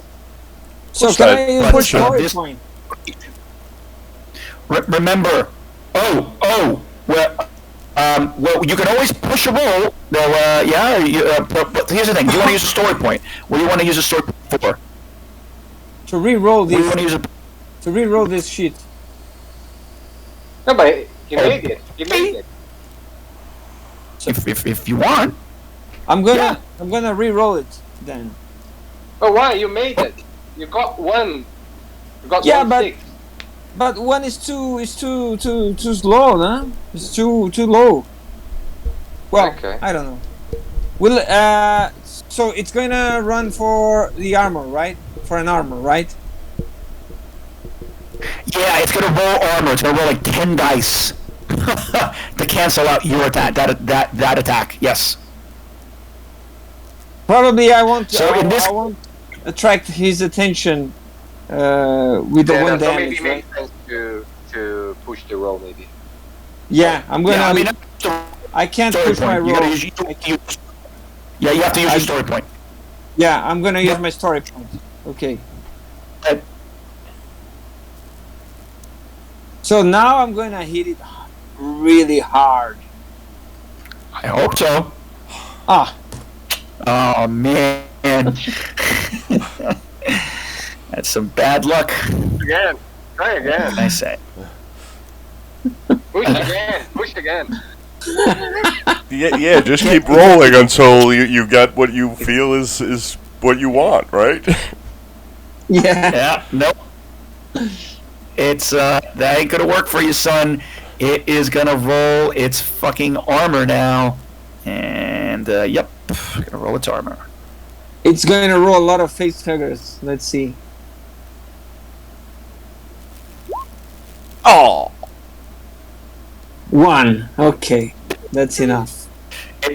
It's the bullets just bounce off this fucking creature's hide. You don't understand what the hell this thing is made out of. What kind of entity is this?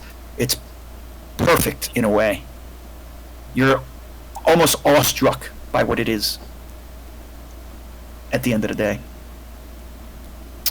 But you can't do anything. Okay. It doesn't like that you're shooting at it though.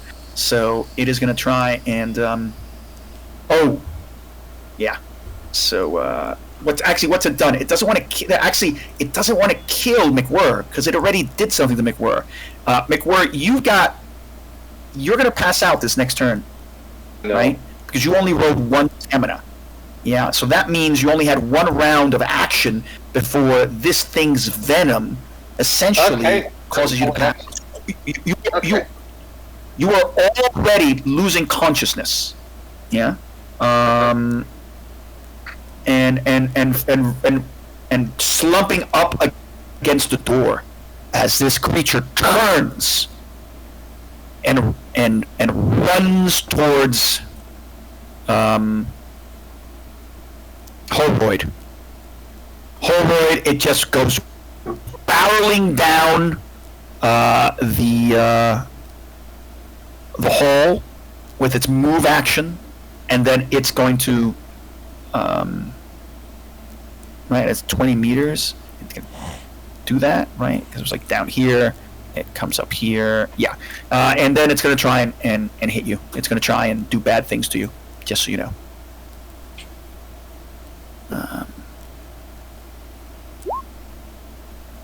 Okay. The Xeno attacks, but not to kill. The target is knocked to the ground and drops all handheld items. Borderwise takes no damage. The Xenomorph stands over them, taunting its prey to run so the game can go on. The victim gets +1 stress levels and must make an immediate panic roll if it is prone to panic. So you are on the ground again, prone now. Okay. Oh, I forgot to tell you last time. Getting up from prone, and I didn't reinforce it. Getting up from prone is an action. Yeah. Okay. Then it's an action. So yeah. I shout to my colleagues, "Run to the ladder! Right behind it! Run to the ladder!"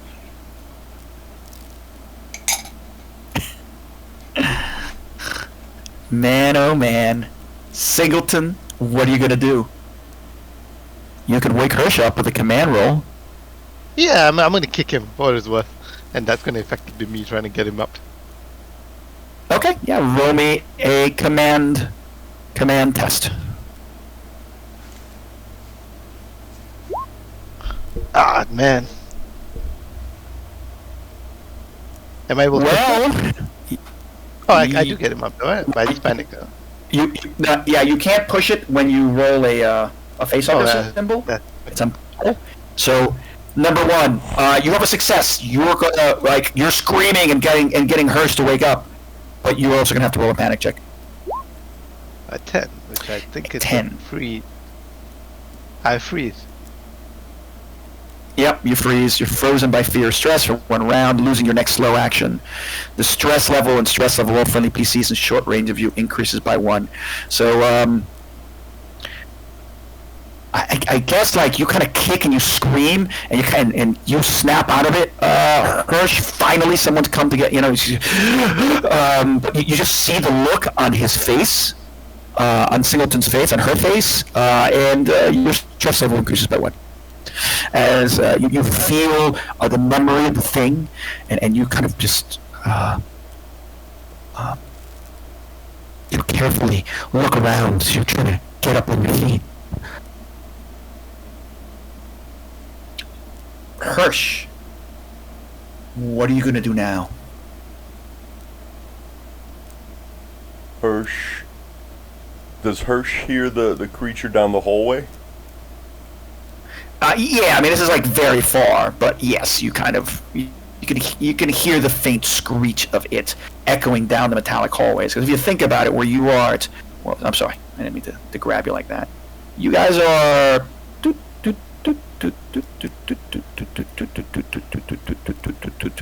guys are like 70 meters, from the thing.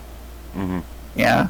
but these metallic hallways do a very good job of letting sound reflect. Okay, I'm going to crawl to the ladder. Mm-hmm. And then I'm going to slide down the ladder like a fireman. Okay. And then I'm going to run across. Well, I guess I'm back on the original map now, Kai. Yeah. Let me move you. I'm gonna move you. Okay, you're back in that map. So make sure you're there. I want to run from here as far as I can across. The problem is that here. Wait. Let's make sure you can't run across that. This isn't that isn't an egress. You see that hallway, this green line that you're seeing, Anthony, is the hallway where everyone's upstairs. That's actually above you. So okay. So literally, like, you're stuck in here. Is the problem? So this is a door to the exterior. This is an exterior door. Yes, that's a door to the exterior. Yeah. So, I mean, you can go here, but it's a door to the exterior, and it will take you outside. Okay. Yeah. Yeah, I guess that's what I'm going to do. I'm going to try to go outside. Okay, so I'm going to say that you're going to take 2 fast actions. And those fast actions are going to take you to zone 1, and probably get you here. And the thing is, you're running. That's 2 fast actions, but you can't open a door. That's opening a door is actually a 3rd fast action. Okay. Right, so you kind of get here. Yeah, that makes sense? Yep. Fair? Okay. Yep. Okay. Yeah. All right. And then, Holroyd. Yeah. You're just unleashing your weapon on this creature.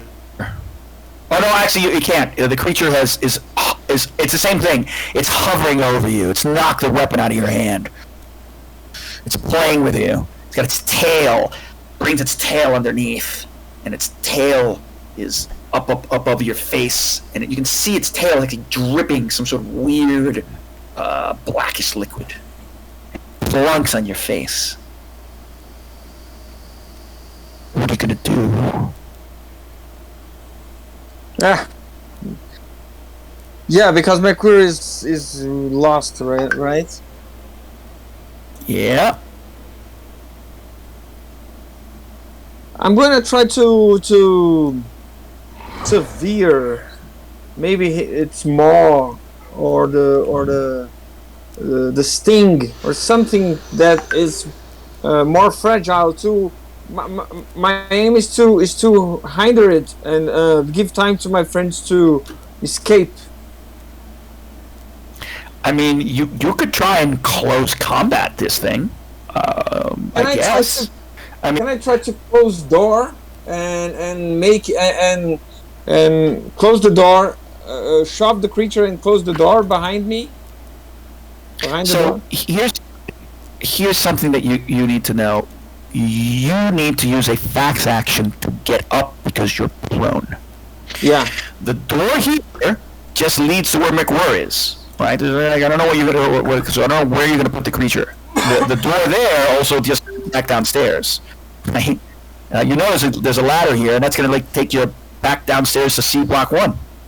So this is what I'm gonna do is I'm going to if it's possible, of course, get up. While getting up, I will be on just the other side of the door, and I'm going to use my slow action to close the door using some command on the panel right on the wall. If it's possible, of course. You tell me. This one. Yeah. This. Yeah. Okay, so do you want to make it that you were in here this whole time? Yeah? Because the alien came up and it's fucking chewing on you. So maybe you were here, the alien attacked you in here, McWhirr's by herself down the hallway there, right? So you've been shooting at the alien since then. It gets you here, it's hovering over you, because this door over here is open. Right? The door to where McWhirr is open. Yeah? Okay. But the alien's like in the way. The thing is, the alien's here. One way or another, the alien's kind of on top of you. It's hovering over you. Yeah. Well, So, as I have to fulfill my duties, man. I have to. I don't know. I have no options anymore. I might try to escape, right? But it doesn't make much sense because humans are in trouble around. So I need to try to sever something of this creature, like or the sting, or the maw, or something. I don't know. I am very strong. I might have a chance. you might. You're very strong. You're correct. You're a very strong guy. Of course you are. I mean, you're human like everybody else, right? Yeah, totally human.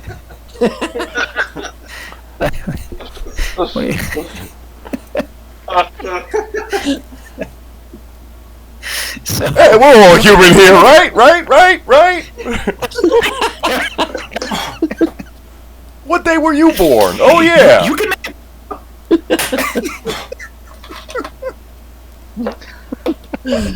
Stop saying human things. We don't talk like that.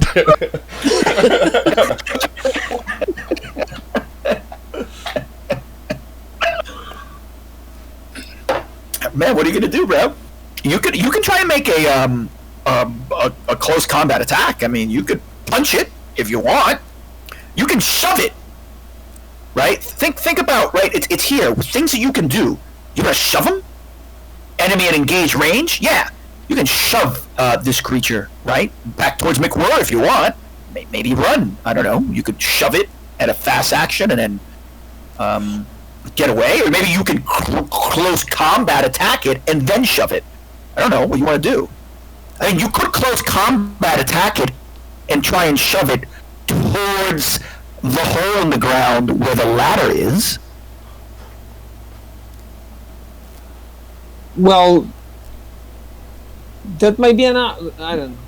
I probably. I'm gonna I don't know. fail. What are you gonna do?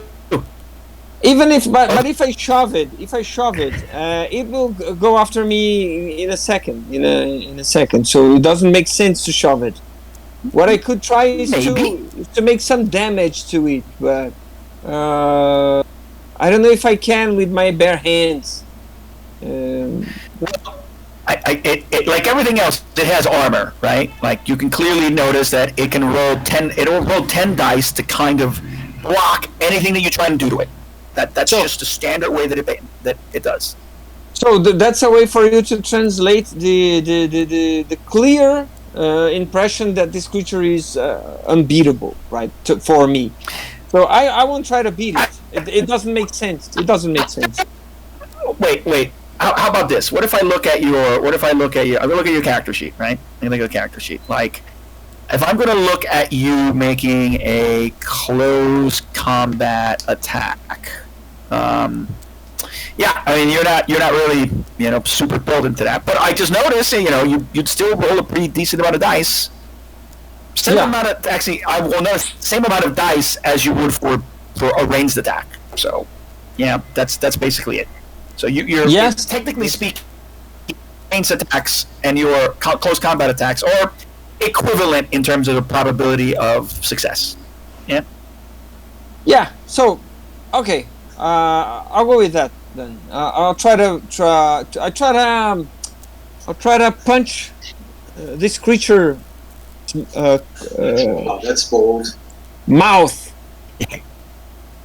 Yeah. Come on, that's cool. Yeah. Get away from them, you bitch! Yeah, she just punched Sigg in the fucking mouth. Right? Okay, awesome. Go do the thing. Do it.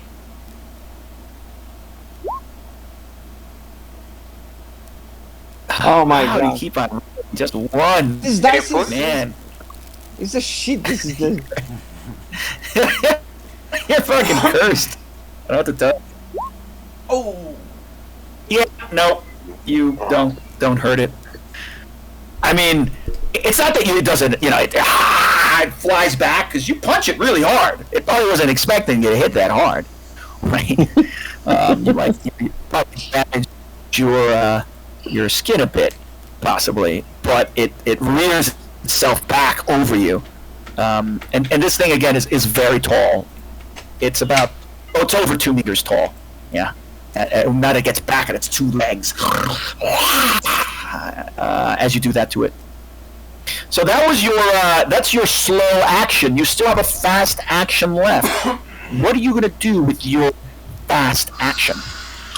Oh, let me see what fast action. Fast actions allow me to. Well, I could go down the ladder. Yeah, maybe. Well, yeah, I guess No. you could, but then you have to roll disengage. You can't because you have to roll a retreat. That's Okay. a fast action, also, right? You Let can't me you can't see do all these what- things. You have a limit. It's what very I- limited here. What other fast actions do I have? Let me see. Sorry. That's okay. Actions and initiative. Fast actions. As a fast action, you can try and shove an opponent at engaged range away from you. This is done with a close combat roll. The GM can modify your roll for certain opponents. If you succeed, your opponent is shoved away to short range from you. Shoving a target away can be useful if you want to engage it in range combat rather than fight it hand to hand. Shoves can be blocked. So can I could grapple it. For example. No, you can't grapple it. Grappling only happens if you buy the grappling attack as a stunt. That only occurs if you roll more than 1 success in your close combat check. Okay. I did it wrong last time. So grappling is like an extra that you get if you have a really good close combat attack. Can I block the attack that I'm going to receive right now? You could, but to block an attack by this thing, you would need something in your hand. Do you have a weapon or another thing? Because you lost your gun. It's on the floor. You didn't pick Okay. it up. So forget about it. So I could. No, forget it. I'm going to run.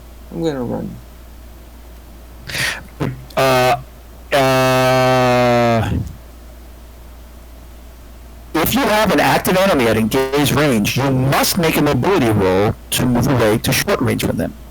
Okay. If you fail, you still move, but your enemy gets a close. So what you have to do is take the retreat action, which is a fast action. So that's that. So if you want to, you're not actually taking the move action. You're using the retreat. So I need you to roll a mobility check, the mobility skill check. Okay. 1 success.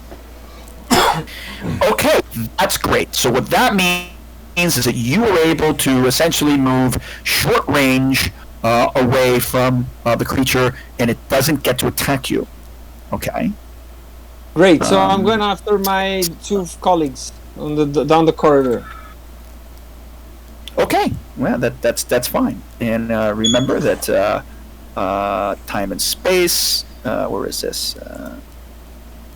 That short range is a few meters away in the same zone as you. So you don't really get very far, right? Like the creature is here, and you are going to get to like short range. Like that's a few meters away. So it's like 5 meters. So you're going to get like in reality, you're just going to like, you're going to get over here. I'll be honest. You just get over here. You just made it out. Okay.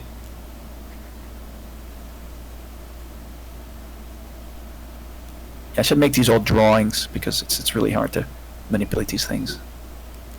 Advanced is drawing, right? So it's you haven't gotten very far. You just got far enough that it's not killing you at the moment. Nick Whir, holy shit, Nick Whir, you stopped screaming. The aliens, this monstrosity, it's no longer paying attention to you. You're at the door. Can you open it? You can just get to the guns. As a matter of fact, if you just get inside, maybe you can protect everyone. What are you going to do? Yeah, so I'm not going to attempt on tech roll because I will fail for sure. Is it possible just to shoot this? To shoot the door? Like that? Well, my understanding is that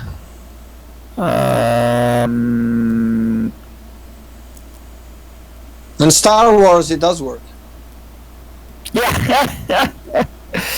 I mean, operational ready room in an armory. The block is keycard locked for command personnel only, but a hard -2 comtech roll will open the locks.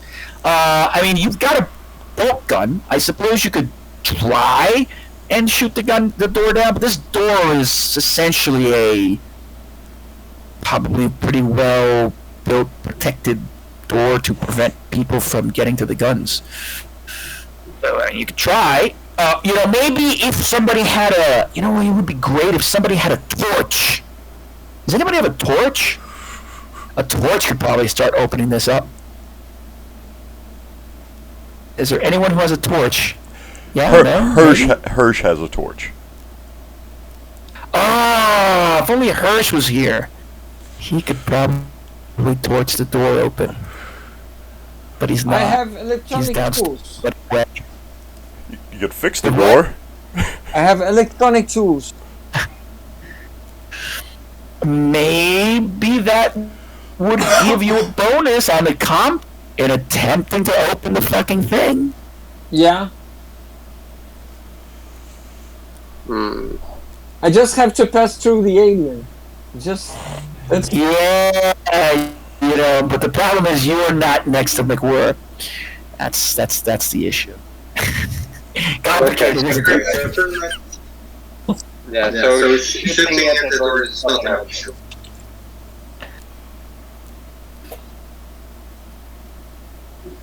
Yes or no? Yes or no? I mean, I guess you could try and shoot at the door with your weapon. You don't have that many. I will advise you didn't really have that many bolts. I think you only had like 4 of them. So I'm gonna have. I'm gonna tell you what. You have to make a heavy machinery roll. You get a +2 heavy machinery with the Watasumi DV303 bolt gun. So you can try. How about that? Okay, so do that. So it's heavy machinery roll on any bonus die? Yeah, so it's a heavy machinery roll with a +2 bonus.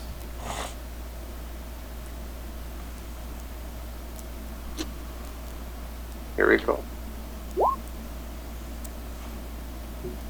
wow. Look, I'm gonna say that you are able to load it up, right? Because if you think about what it is, this gear, I guess you're able to hold it up and you go nuts with your Watsumi weapon.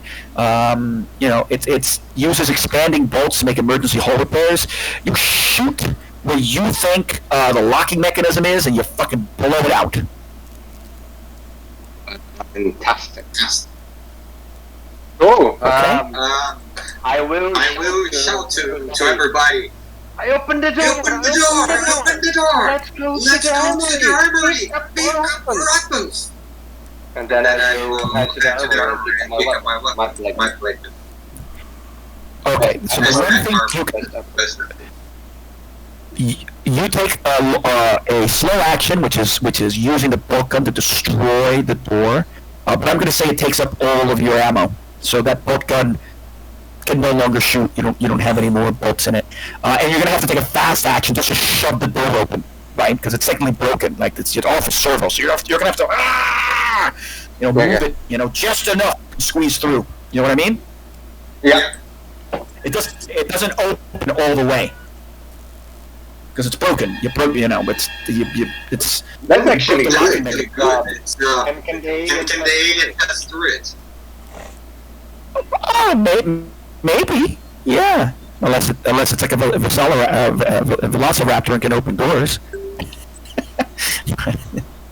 and then it's the alien.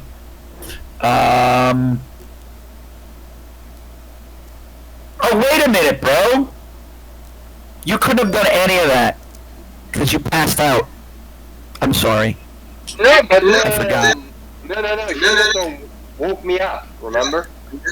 He woke me up. He has been successful on waking me up. Who was successful in waking you up? What are you talking about? Yeah, Singleton. No? That was for me. No, you're getting mixed up. You suffered an attack by the alien's poisonous, venomous tail. And what it does... I didn't run like 1-6. So I have all one round. No? No, maybe not. So you had 1 round. Yeah, but shouldn't you have already dropped? Didn't that happen a while ago, or did I get this wrong? So look, I'm going to say this. How about, I'm just going to do it like this. At this very end, you open a door and you pass out. I'm going to keep it like that, because I think I lost track of it, but you got to remember, you probably should have passed out already. But I'm going to say you didn't. Right, so you pass out, so you actually don't say that thing. You shoot, you struggle to open the thing, and then you just fall on the ground, unconscious. Yeah? That's what happens. Holroyd, the creature is going to come up on you, and very quickly it's going to take its move action to get here, and it's going to try and chew your face off. Let him try. He can always try. Rolls a 1. Lucky you. Hypnotizing gaze, xenomorph, eyeless as it may seem, stares deeply into the soul of its victim. The victim is mesmerized by the dread beauty of such a beast. They stand in awe of what nature, or God, or the devil has created. Yeah, normally people would have to roll a stress level or make an immediate panic roll, but somehow you're able to keep under control and stare back at this monstrosity, level-headed and unharmed. Singleton, what you gonna do?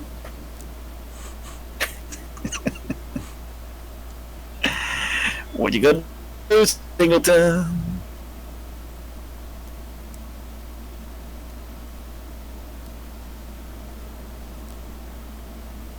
I'm frozen, Anna. Oh yeah, you're frozen, but don't you still get a fast action? I'm sorry, am I right about this? Freeze, you're frozen for that's 1 round. freeze, I get a fast action. Okay. Yeah, you get fast action. Yes. Okay. So I mean, I don't know if there's one that you can take that's useful, but Okay. No, I'm gonna then go down the ladder if I can, if that's the fast action. yeah, you can use the fast axe to make that move. That's fine.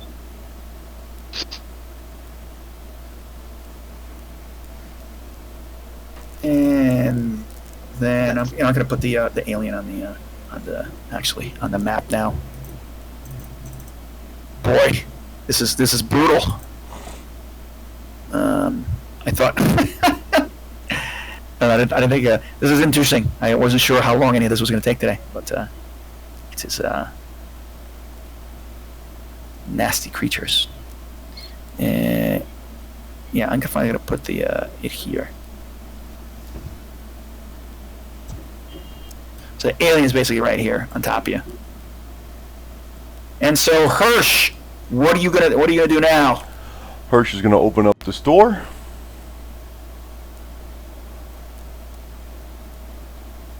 Okay. And he's gonna go down to the casino. Okay. All right, so he's going to take one fast action to open a door. Or did because you use your last two actions actually. Just get here. You're going to open a door. You're going to do your move action, and you're going to get to the casino. No problem, right? Yep.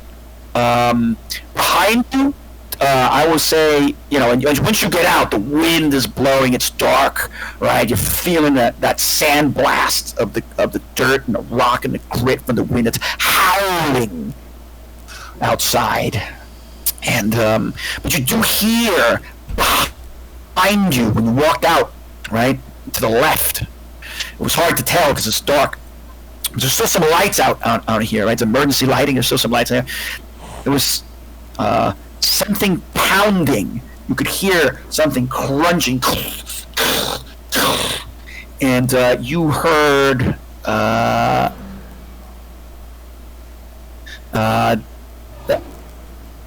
coming from this direction. You know what, Kai? I don't want to go to the casino. And so you get to the door. I'm sorry. I don't want to go to the casino. I want to run from here. I want to try to make it to the vehicle bay. Ah, then you need to get to over here. Then you're gonna need to go down here. The vehicle entrance is down here. Mm-hmm. Sorry, where are Okay. you guys pointing at? I cannot see. Oh, it's because he's on another map. He's on. Yeah, so I'll put you guys here just so you kind of get a sense what's going. He's coming out of block C1, and he's running past the casino. He's trying to get downstairs to the vehicle entrance. Yeah, that's why. Because you guys are on different maps. So, okay. All right, so that's your both your fast actions as you move through these zones, and you get yourself to the opening of the vehicle entrance. Sound fair? Yep. Kyle, you're feedbacking. But yeah, cool. I'm done. Okay, cool.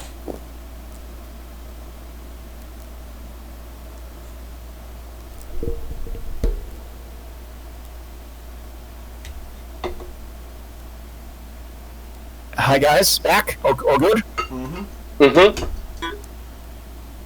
Hey Boyd, back to you. The creature is on top of you again. It seems fascinated with you, or at least annoyed with you enough that it doesn't want to let you go. I think I am hypnotizing it instead. What an android would think at this time in these occasions, right? Okay, so I'm gonna run and try to. Can I try to go past it and reach McQuarrie? I guess you're going to have to do another retreat roll, right? Another mobility check as you do that. You try to run past it and get towards McQuarrie. Yeah, I'm gonna do it. Is this a slow action? absolutely. Go ahead. Sorry. No, that's a retreat's a fast action. Oh, okay. It's a fast action. Okay. Yep. Okay. +2. That's you know something that you could do. I'm gonna remind you. You have a fast action. The gun is near you. You dropped your weapon. You could try and pick up the weapon while you're running. You could do that. But will I be Retreat able? and pick up the weapon. Will I be able to reach McQuarrie? No, right? You wouldn't.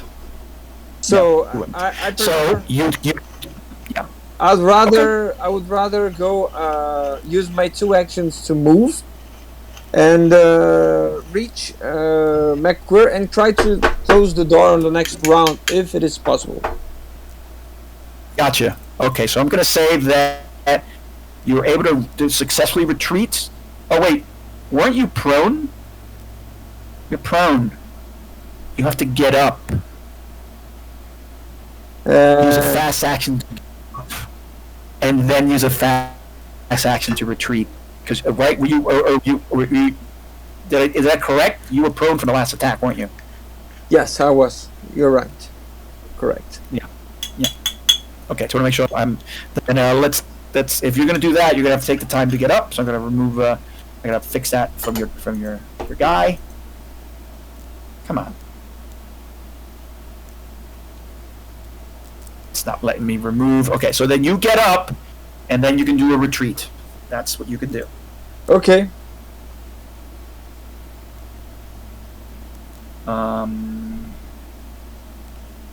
Okay, and you're gonna retreat what? The direction of McQuarrie. McQuarrie now? McQuarrie. Okay, so you're gonna basically you're not really gonna get very far because you're gonna get here because it's again the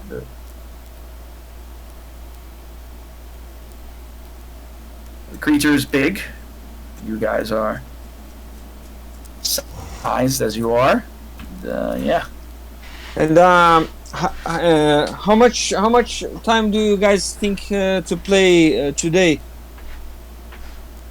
I know you said you needed to leave at 2:30, and I were already half hour past when you said you needed to leave.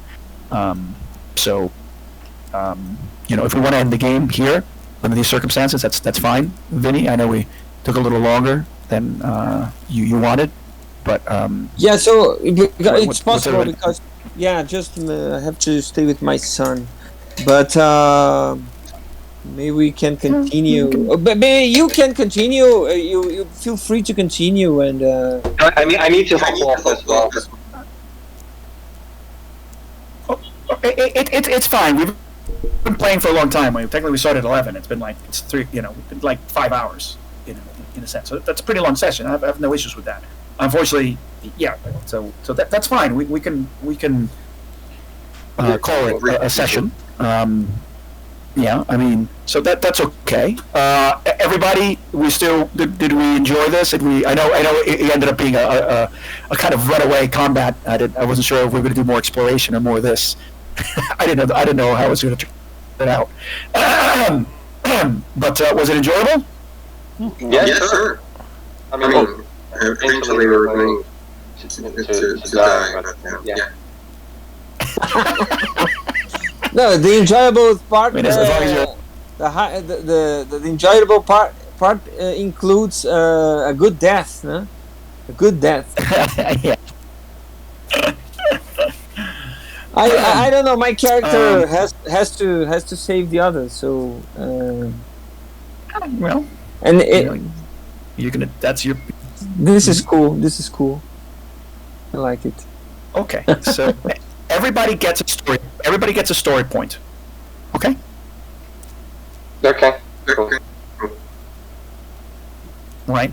For the game today, and for each of you following your personal agendas properly. That's the big thing. You get story points for following your personal agenda. My agenda just being my agenda just being a dick to Hush. Well done. Two twats. It's written in the book. It says, "Be a dick."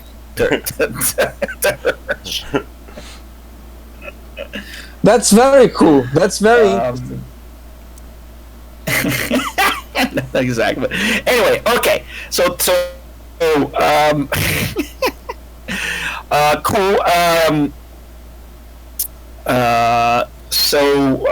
Overall, we felt good.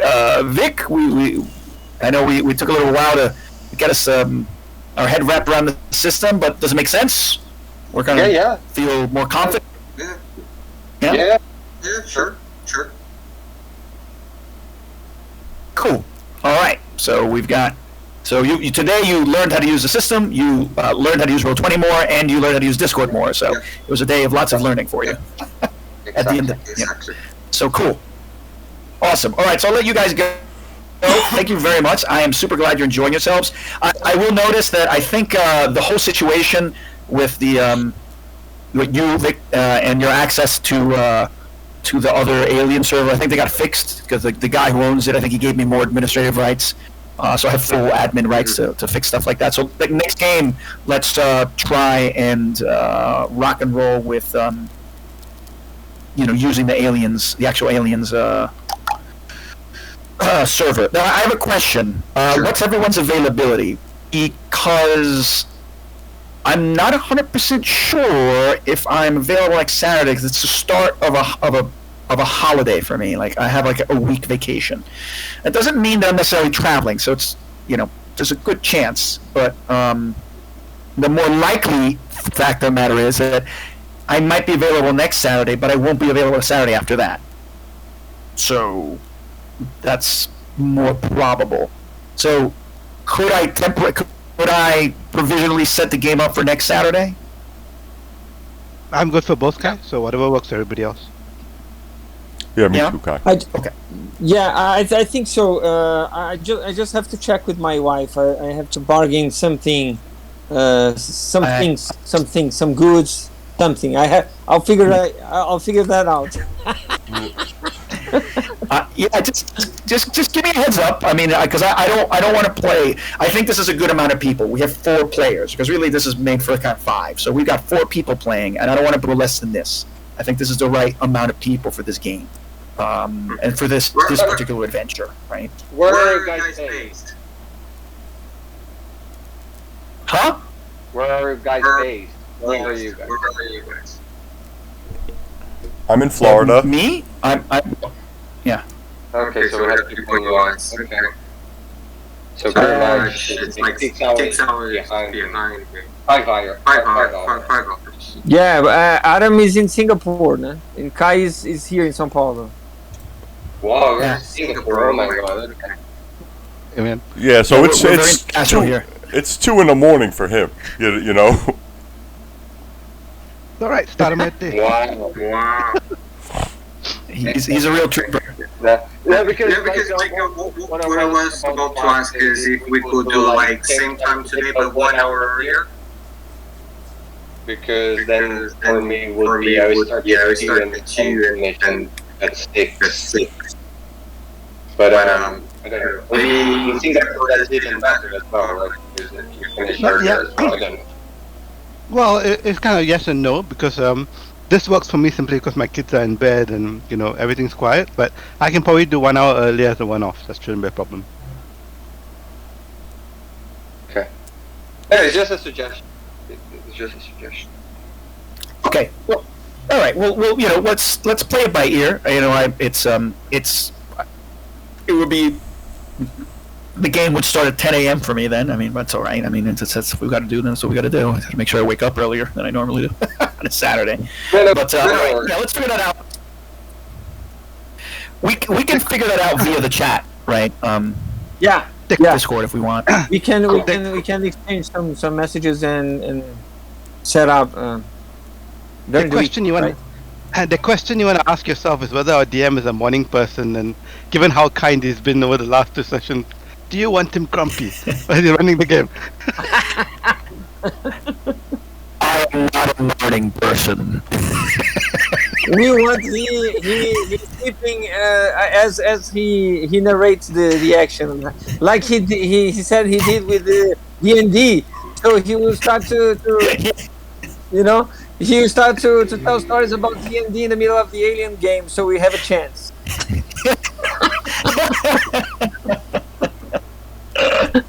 Saving truth. Everybody, all right. So yeah, dexterity saving throw. All right, the alien misses. Wait, what? Okay, guys. Sweet. All right, have a great afternoon, everybody. It has been a blast. Thank you again for an awesome session. Very good. Likewise.